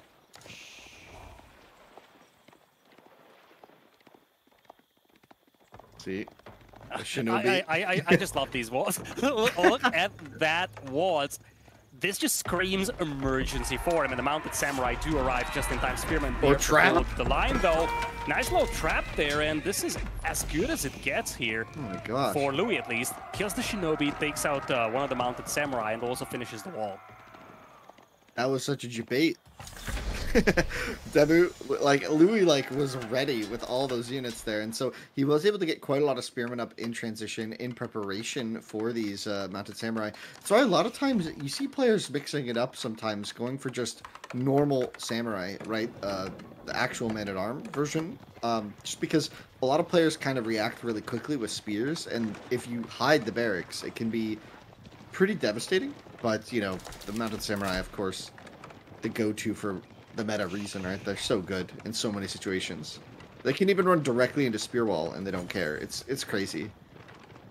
Yeah, and this provides map control for DeMu. Map control he's using to collect the relics. He's got 2 of them already.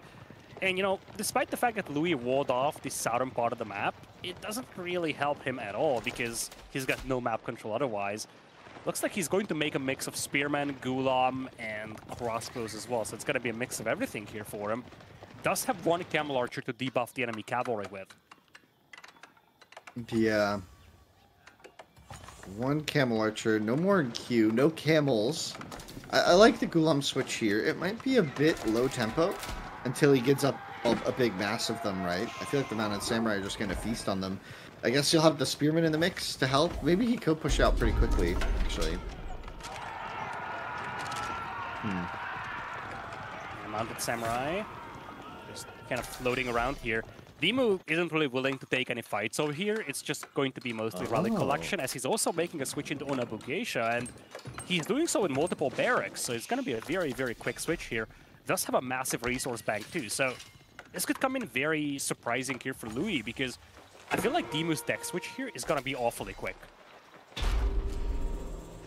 Yeah, this is going to be fast, where he just has this massive units, and that's going to trade really well against both the Gulam and the Spearman, and not take too much damage from the crossbow. Of course, not having that armor tag, right? So, I could see Louis being in trouble if this massive Onabugeisha is a surprise. And it looks like DeMu is just very patiently waiting. Is that forced open? I guess not. Yeah, it's very close, though. You need to be careful about the overchops here, because if there's an opening, DeMu is going to jump that. Walls slowly being expanded. Mounted Samurai will find this little expansion here, and this is an important expansion here for Louis. That's the secondary gold mine he wants to take. Tower also coming up here for DeMu as he's creeping a little closer to that pond. Yeah, just looping around, trying to be annoying with these mounted samurai, and still, I love the patience here. Can we just see, are all of the Onabugeisha just sitting under his TC effectively? He's up to 20 now. That is a big transition that he's really doing a lot of effort into hiding. And I feel like that has been the theme of this game for DeMu. He's been very patient, only to show things once he's truly ready. And this is going to be a nasty surprise here for LoueMT.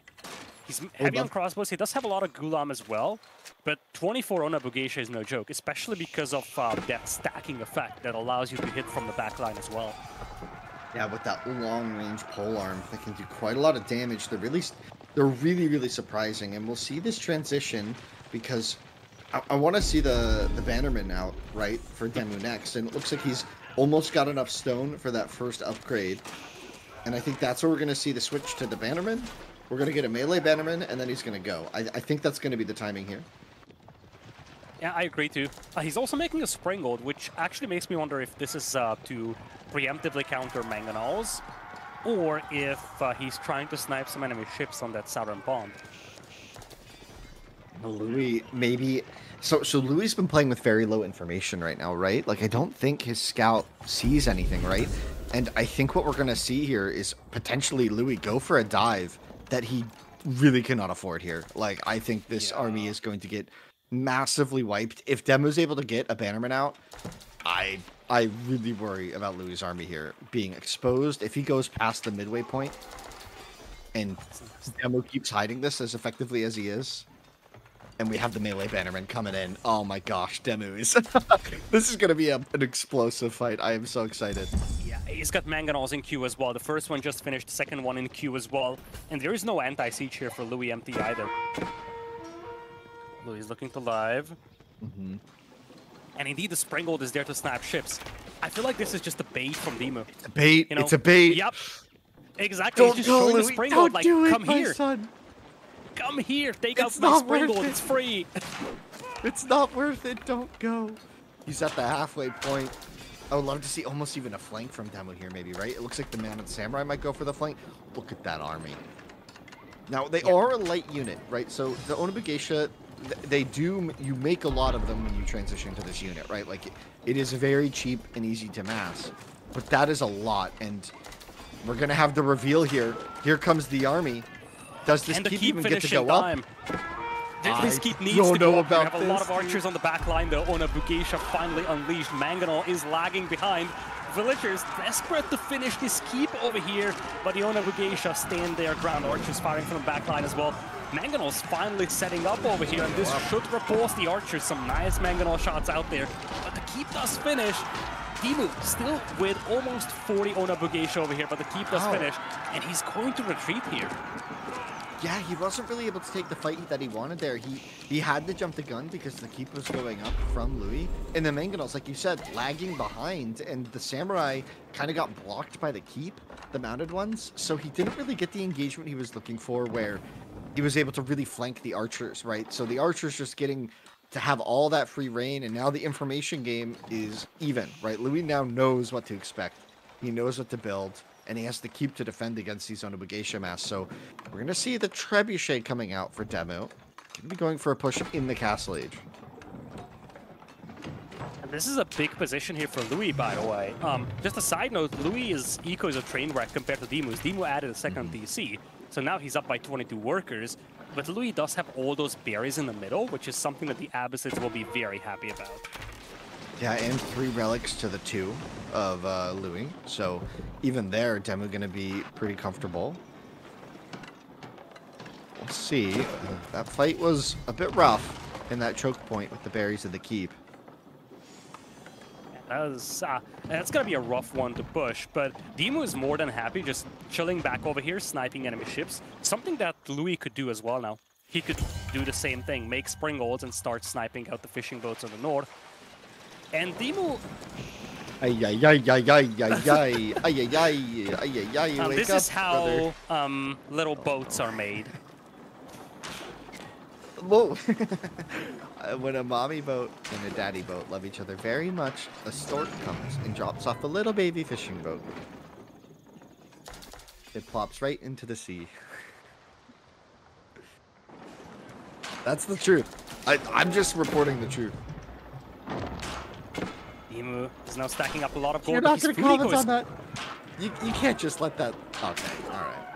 Alright, I see you. I see you, Lita.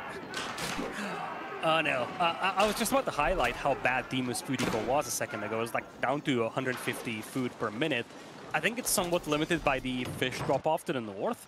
But as he's moving away and away from his docks, his food income is very underwhelming. It's not like Louis got a good food eco either, but DeMu's food eco is very underwhelming, and that's kind of limiting his potential age up there. Yeah, and we'll see. We got the Shogun of Palisade now coming in, I think, is what that stone was spent on. Yeah, I'm not sure. I feel like holding the middle is really solid for Louis as long as he can. But I don't know if he's going to be able to hold this. Do you think he can? It's difficult. He's actually trapping down the towers and he's amassing springolds behind this. But right now it's 4v4 springolds. If DeMu beats him to Imperial and DeMu gets Shadow Triggers, DeMu gets Bombards, he's not going to be able to hold the middle. I feel like Louis needs a fight right now. Yeah, I think he needs to find a way. I mean, it's only 1 Treb, so the damage is very subtle. But the Gunsmith coming in, so yeah, it's some free siege. And he's got 3 Bannermen out there. 3 melee Bannermen, still 40 on a Bugeisha. 4 Springles, 4 Mangonels as well. So a lot of siege and anti-siege as well. It's going to be safe going into Imperial here. And I don't know about you, but I feel like when DeMu reaches Imperial, Louis needs to go because he has no chance of catching up. Yeah, it's going to be tricky for him to ever catch up. I mean, the berries in the middle are also a very short-term resource here. I mean, once again, DeMu's macro, this reminds me of the Arabia game they just played, where DeMu's macro is just always just cleaner, right? And here comes the dive for the siege, but there's a lot of mangonels. Oh boy. It's a lot of mangonels. And Louis, or DeMu, is actually keeping them to the back. He's trying to trade off the enemy springolds before committing his mangonels. He's got a bunch of springold towers here as well. So this dive in itself is painful here for Louis. He's taking a lot of damage on his troops. Mangonel's not firing away, and Louis has to fall back here. And that's just bad here, Winston. His opponent is now up in Imperial, but he simply cannot dive the base. In fact, it's DeMu who's going to start moving out here. Springolds creeping up as well. Bugloss trying to slow down this army, but the Mangonels are setting up, and every time the Mangonels set up, Louis just has to fall back even more. Yeah, and one mistake here from Louis would mean the end of his entire army, so he has to snipe these. And choke points with all those berries could be a mistake, but the Springolds are coming in to save the day. Mangonels trying to get their shots off, gonna get sniped out by the Springolds. And we're gonna have a little bit of a Springold war. Quiet on the middle front. It's the calm before the storm, though, because upgrades are now coming in here for DeMu. But guess what? Louis pulls the trigger as well. He wants to go up to Imperial too. He might need to concede this middle ground until his upgrades come in. especially considering that he can't expedite his progress towards Imperial here. He just needs to wait 90 seconds, and I feel like this might be the longest 90 seconds for him in this entire series. The longest 90 seconds of his life, Lidakor. This is gonna be dicey this time. It's a lot of samurai on the front here. Mangonels raining down their damage. Big charge here by the Gulam, but this happens before the imp decks are in. Gulam think twice about that, falling back for the time being. Still 50 seconds to go until Imperial here for Louis, but he's holding ground, and a castle is still standing here. Yeah, the bombard gets forced back, but is rolling in again. Once again, Mangonel's being fired on the keep. Springles rolling down as well. Bombard needs to be sniped over here for Louis, but it's so difficult when you're outranged with the Springles. Louis is down to just 2 Springles over here, has to commit so many villagers for repairs, but with the Bombard and the Mangonel shooting at this castle, it might not stand. And a brave bannerman runs forward and drops his banner. It feels like a movie scene right there. I think a really big part about this game so far, it feels like I feel like DeMu should not have really gotten away with having the gold on the left when he didn't have map control like this. Yep. And there's just so much gold there, so many vills for DeMu, so much eco that you could almost arguably say is exposed. It's a bit tricky to say in the moment, but Springgold sniping ships is a big thing as well. He killed so many fishing boats and he never was punished on his own. Like, Keep is gonna go down over here. Villagers have to be evacuated now, as DeMu is diving up hills with LoueMT having reached Imperial. Still about 30 seconds left to go until the upgrades come in though. And Louis indeed just concedes the middle, hoping that the upgrades in Imperial will save him. yeah, that keep going down is super bad for Lou. That's his whole central position. And now the flood of units. Look at the macro for DeMu. 2,000 food per minute. If you don't like these samurai now, well, guess what? They're just going to keep coming. There isn't really an end point for this. Even a Zutsu on the field now from DeMu. That's what his Tanegashima gunsmith has been up to. And Population. yeah, this is solid. Yeah, population is just looking very grim here for Louis. Let's not forget, Forward keep, that is so aggro.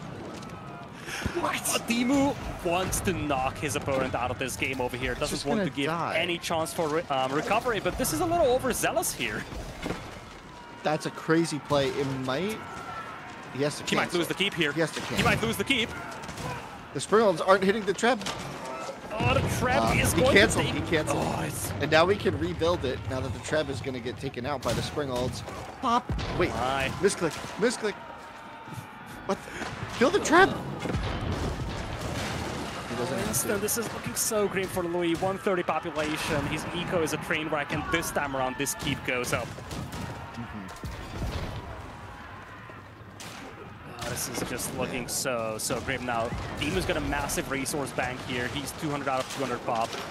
And Louis is just struggling. He's got no food in the bank. He was so reliant on the fish and the berries in the middle. All of that is gone. Had to transition to farms here. Yeah, wow. He even got, like DeMu went even for some crazy techs. He got that kind of new tech for Japan, where every couple minutes all your vills heal.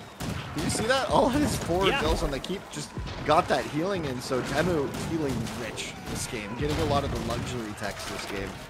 Beautiful snipes by Louis, though. He took out 3 Mangonels, pushes away the Bombards as well with the Springles, and now his Corvorins are rolling in. Louis is trying to get back into this game here. Corvorins and Springles rolling up, and one thing is sure, he pushed away DeMu's siege for the time being, but now Ozutsu count is increasing, and I feel like DeMu hasn't shown his full army just yet. He's got a bunch of Onabugeisha coming in soon. He's also got a flank coming in from the right. Like, something is happening here. There's some units everywhere from DeMu. Oh my gosh, what a game from DeMu. Man, Japan is so fun to watch late game. I just love how much they have. I feel like they just have so many cool options to make the game interesting. LoueMT just down to 21 army over here, and indeed he does tap out. DeMu is the first one to move on to match point, and Winston, we talked about this. He lost 3-1 to Louis in the first round, but he's here to stay, and oftentimes DeMu plays his best when he needs it the most. This is definitely a time where he needs it here in this Decider series. Yeah, I mean, breaking the pattern, right? The first step is breaking the cycle, right? Lidakor, he like you said, he won the first game last time these two matched up in this tournament and then lost 3-0, right? Um, this time able to get 2 games, right? So that's immediately a confidence booster for DeMu here. He's got to be feeling good. This would be a huge win for DeMu, honestly. I think this would be really good for him. And so I'd love to see it, but at the same time, Louis, he's just got how that game, like you just have to look at each of those moments and how frustrating it must have been, because it felt like he did everything right. He took the middle map control, he won the pond, but then just the shenanigans, like with the shinobi to control that pond with very limited input from DeMu. He just a lot of micro with a couple shinobi, and he was able to just kind of like magically win a pond, it felt like, where he may have had no business doing that. And I think, you know, that's gotta be feel bad for Louis. That's gotta feel bad. And now we go to Hill and Dale. What do you think of this? Well, I think it's not about Hell and Dale being game number 4. It's about the fact that if we go to game number 5, the decider would be played on floodplain. I don't know what to expect from this. We have the Mongols here for LoueMT and DeMu with the Delhi. And Mongols is always a wild card on this map.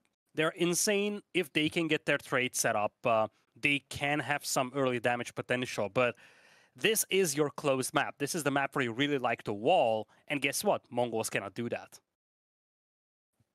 Yeah, and honestly, I'm way more interested in if we do get a game 5, which, as a caster, you always gotta hope for the game 5 here, right? Does Demi just pull out the Malians and do like the transport cheese? Right? Is that what we're about to see? Yeah, you would have JD and Malians remaining, whereas Louis would have the Ottomans and the Ayyubids. But before that, we need to take a look at how Yes. Hill and Dale is going to play out. It is game number 4 coming up with DeMu having the match point here. He is the one spawning to the south with the Delhi Sultanate under his command, and to the north, it's going to be LoueMT with the Mongols in green. Yeah, so Mongols feels like they've had just a lot of ways to play it. Historically, one of their favored ways to play this matchup, or this map, sorry, was to go for the Silver Tree and to try and like do a trade boom. We could see, I don't know, a Keshik Archer all in, dare I say. Or do we just see, you think, the standard tower rush here? Feels a bit weaker against Delhi, but we'll see.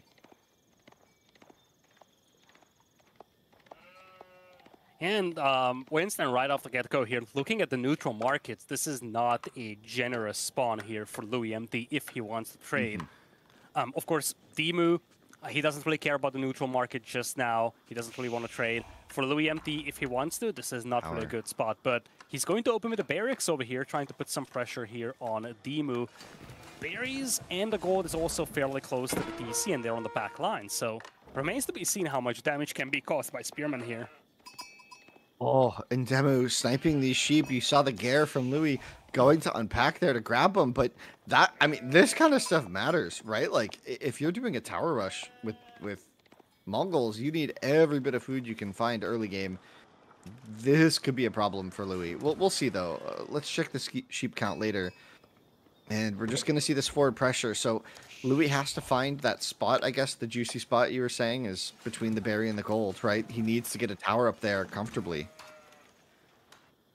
Right? Like, yeah, that's he's going to have to land. Well, to be fair, if he lands a tower there, that's actually nasty for DeMu. Because his hunt is also fairly close. So if he wants to get a tower up, it has to be there. He's moving out to the Spearman. Villager is also being pulled. But DeMu scouted this early on. So DeMu knows exactly what's coming up. We haven't really seen a quick response from him just yet, but he already has the gold he needs for Feudal. Bigger question is whether he's going to be able to protect this berry patch, though. He doesn't have any wood available, so he cannot quickly drop a tower to protect this side. Yeah, and I'm actually wondering for DeMu, like, if another option for Louis, right, is to simply tower the two forests. They're both forward here for DeMu, and you could maybe like just pressure DeMu into playing a really wide game where he has to go to the wings for wood, because his two close forests are forward, right? Like, this could get really awkward for DeMu if the tower goes up in the right spot. This is a threatening position, but not a game-ending one. DeMu can always retreat to the sheep. Yeah, and it's it's a not going to great threaten point the here. vills on the landmark or the gold. Just towering the wood lines would prevent DeMu from making any kind of production buildings. First tower is a bit more to the back. It's going to tower the berries, but it doesn't shut down the gold. And DeMu does have a lot of sheep to work with here. So he's not going to have any immediate issues when it comes to access to food. Yeah, I feel like, you know, this outpost probably isn't going to get that much done. Like you said, the berries almost out, plenty of sheep to use under the TC, and the wood, the straggler trees are on the north side of the TC for DeMu, so he's going to just be cozy here. Like, really nothing is threatened here until the second outpost comes in on the gold. But by then, we might have units, so we'll see what DeMu's response is here. Yeah, first tower is going to complete here. Spearmen have been put into stand ground so they don't accidentally run into the TC fire. Tower of Victory on the other side for DeMu. For now, he's taking stragglers and he still has access to that northern wood line. But as you kind of highlighted, pressure towards the wood could be a concern for him as Louis opts to age up with the deer stones here, so no trade shenanigans early on. Yeah, and not even really going to get too much pressure out of this first tower. Not even able to hit the vills on one of the berries. But in go the Spearman, a little pokey poke here. Ultimately, this damage isn't the most meaningful. I mean, DeMu could always just pop out a Scholar for a moment and just heal up if he had to, right, in a pinch. But not needed. Yeah, I don't know. So just denying the berries with one tower. It's a cheap investment from Louis, and his feudal age isn't too far behind. But we'll have to see how these 4 spearmen do in the next couple minutes. It's a fairly sizable investment going into 4 spears and a tower as well. But at least he pushes DeMu away from the berries. And also the gold mine here, which kind of limits DeMu to 2 scholars no matter what for the time being. Yeah, I don't think you really mind that too much. DeMu clearly feeling comfortable going for the early blacksmiths just to get the techs rolling. That's a comfort play, right? Like, you're not feeling the pressure here. You're just doing the standard greedy build here. And we'll see if Louis is able to make anything from this. And we see the range coming down to stop the spears. And DeMu is repairing the mining camp to prevent Louis from getting the bounty here. Yeah, I think that's always what you have to do, right? It delays it a lot, and it kind of... You can afford this, right? Because you haven't invested in the 4 spearmen and the barracks, right? And we see the range to counter it, so a lot of archers on the field for Louis, with a lot of archers on the field for DeMu. It's going to be their plan. Not right now. See. Yeah, the wood could be an issue for DeMu here. The TC is quite close, so early on it's not going to be a problem, but when you're doing this archer pump with Delhi, you really do run through wood quickly. And that could be the next exposed area that Louis tries to pressure. Quite sure, though. The Khan just chilling, looking for some Vil damage. Yeah, I love the Falcon being utilized to see all these lumberjacks here by Louis. And that's going to come into play once he's got archers behind those wood lines. He's going to have that shared line of sight to start harassing those lumberjacks with.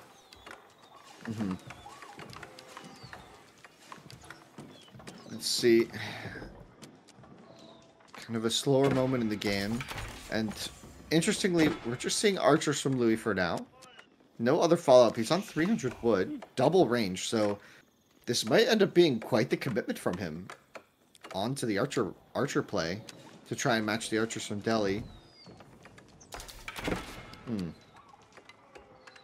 Do you Louis think... got a villager sneaking out here into the corner. Now, that's the corner on the opposing side of the neutral market here, but he aged with the deer stones, so what is this villager up to? And, well, there's the answer. That's crazy. That's a crazy idea. What's funny is you can always just build the market at home and then send it, but maybe he wanted to really make sure it was hidden. This could be very intriguing if you think about it, because obviously you don't have as much upside as you would have with the silver tree, but at the same time, DeMu might not even expect that this is happening. Yeah, I mean, a lot of players with Mongols sometimes play, what is it, Archer Keshik trade, right? Isn't that like a viable path right now? I'm fairly certain. That's what I heard. And so, you are going to need some Keshiks are coming in as well. Yeah. You need some mobility because you're facing Ghazi Raiders. Now, the problem is that Ghazi Raiders are a hard counter to Keshik. So, maybe not a super hard counter, but they do have bonus damage against heavy troops. So, part of the reason why Delhi is a good answer to Mongols on this map is because your Ghazi Raiders will be very happy fighting the Keshik. Yeah, and he's actually gonna spot this villager coming home and maybe think, what were you doing? Right, that'd be my logical question is what was that Vil up to? And we immediately see DeMu running in that direction, also away from the archers. So if he's able to live, we'll see. But he might be able to catch the first trader mate or something funny. That'd be really sad. Louis opted to fire the arrows on the Ghazi Raider instead of the scout. I think he could He's have looking. killed the scout. He sees it. He sees the first trader, Lidicor, the first trader. So DeMu has perfect information on this play. He counts the number of markets. He immediately sees the traders. So his response here, in theory, should be on point. Yeah, but this is tricky because he's seeing one trader. Is this going to be 20 traders or is this going to be just one trader? Is this a bait from Louis? I think that's the big question. But yeah, just going back to the previous point for a second, that scout staying alive is crucial here for DeMu because now he knows that this market exists. Yeah, exactly. He had to keep that alive. And so now this outpost is going to get taken down. Maybe a little bit of counter damage there. Louis, with a quick reaction, going to be able to jump out, jump in, jump out, and a decent amount of damage dealt. You got to kill him, though. As you can see, DeMu with the solid micro there, able to keep them alive and just heal them up quickly in the back of this. Wow, DeMu not losing. Oh, I was about to say, not losing a single unit. As I say that, he lost a unit. So now the Ghazian archers moving forward for DeMu, sensing his moment, but plenty of archers and Keshik in behind here. So I think the way this is going to play for Louis is I think he's going to have to kind of commit to feudal age here for quite a while for this to work. He needs to get his upgrades, though, because he's not going to have a castle timing to really give him an advantage. He's going to need to match Delhi's upgrades. And we saw DeMu build the blacksmith really, really early. And so he's about to actually get the second, the ranged armor upgrade, sorry, which would be his second blacksmith upgrade. And just now coming in is the ranged armor upgrade for Louis. And we see I love this from DeMu, though. He's walling off the middle, and this is just limiting the movement so much here for Louis. This is a lovely choke point, archer v archer fight here as the Kashik do arrive. Ghazi Raiders are chilling at the very back, though. So once DeMu unleashes those, it's a very different story. But for the time being, he's just trying to capture this sacred site in the middle. He's actually waiting for the ranged defense upgrade. Louis himself getting ranged attack in just a matter of seconds. Yeah, we'll see how this pans out. So just trying to wall the front and center here. Grabs that middle sacred site. And now he has some space and timing to get some more. There are Keshiks on the field, though. So if Louis is on point, these sacred sites shouldn't really be staying up for a long time, right? You can just send a single Keshik to go dance around, be annoying. Meanwhile, he might need everything in the middle as DeMu wants to defend his turf. Yep, Ghazi Raiders unleashed now, and there's not a single spearman here for LoueMT. He does have a couple of Kashik, but the Kashik do get beaten up by the Ghazi Raiders as well. This is such a good fight over here. Archers focused on the Khan is gone, no more buffs available. Louis is getting pushed back over here in a game that is match point for DeMu. The Kashik have to stand their ground to protect the archers while they are retreating, but DeMu, he has had enough. He's going to fall back, potentially rebuild this wall once again. Kashik not looking to pursue here, but DeMu now has all three sacred sites, so the countdown starts ticking. Yeah, and that's the threat, right? Is if these archers are allowed to just stay on the middle of the map uncontested, they're going to wall up, right? And that's just going to be what happens. 10 minutes on the clock. The sacred sites are activated for DeMu. I'd be surprised if he's able to just keep all of them for the rest of the game, but you never know. Surprises happen.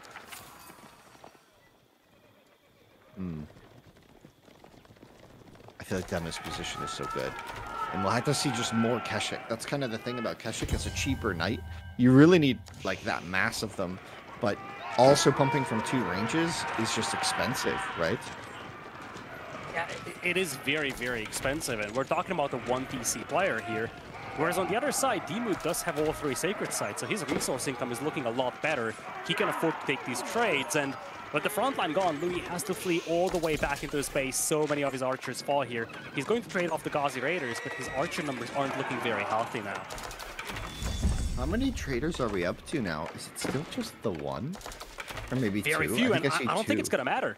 Because the scout will provide line of sight for the archers here. And guess what? 3 traders only. But in exchange, your lumberjacks are not being harassed.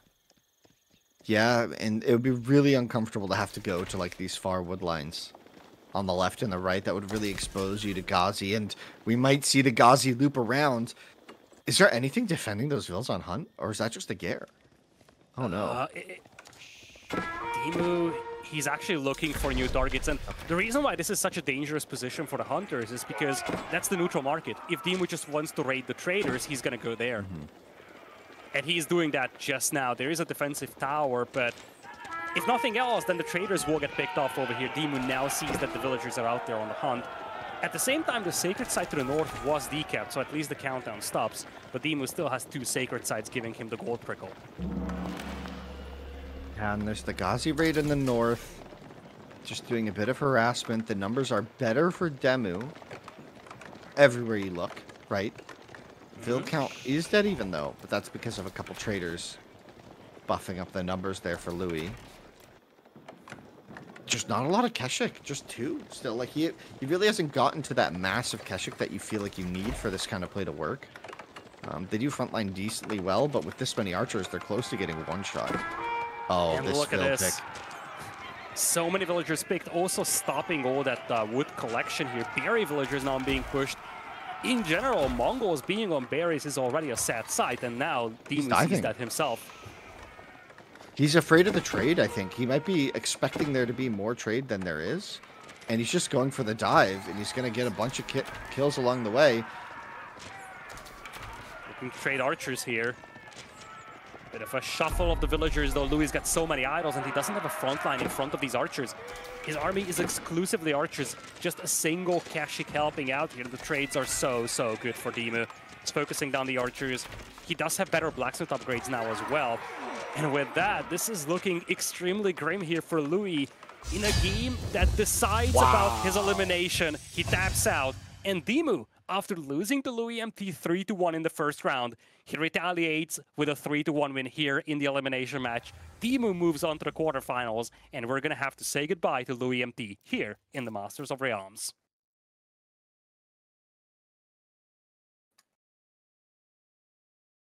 Yeah. Wow, boys, what an insane turnaround here. I think a lot of people may be anticipating we could go the distance, but DeMu continues to keep this trend of being a nuisance for LoueMT.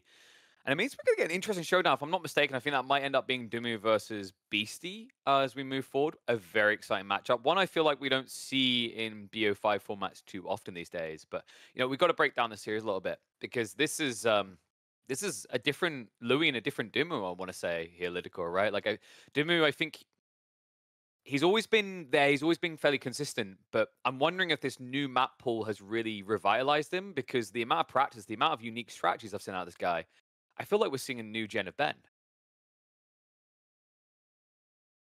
Certainly, and I feel like when you look at DeMu, we've talked about this at the beginning of the series. He delivers his best when he needs it the most, and I think we've seen a fundamentally more advanced DeMu today than what we've seen against Cat, let's say.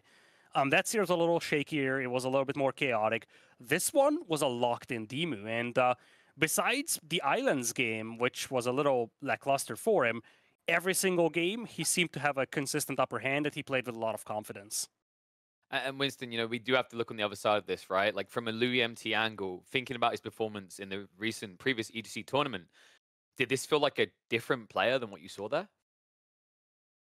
I mean, certainly from like a year ago, right? I think absolutely. I think when we look at his just success over these past tournaments, I think this is maybe a disappointing result for him, right? Like, I mean, obviously, right? Everyone goes into these tournaments with the intention of winning, but I think with how solid he's been playing, and with the fact that he beat DeMu just days ago, essentially, right, and not being able to come in it like close it out here, I think has got to really hurt the morale. But I really want to see him play more. I think he's definitely a contender, and I'm excited to see how DeMu performs now because that was really solid play. It was hard to find mistakes in DeMu's games here. Obviously, the water map archipelago, some questionable choices, but on the land maps, it was scary clean, right? Yeah, I think, in a way, certain things like the return of Hillendale have maybe revitalized him as well, because that's a classic when Doom was on top of his game. Hillendale was in frequent rotation. Maybe the experimentation is the thing that's kind of hurting him a bit. The Archipelago one was the only one where he went a little bit off course. We can blame the Canadian for that. But then again, I don't think Poppy Ball can do any wrong.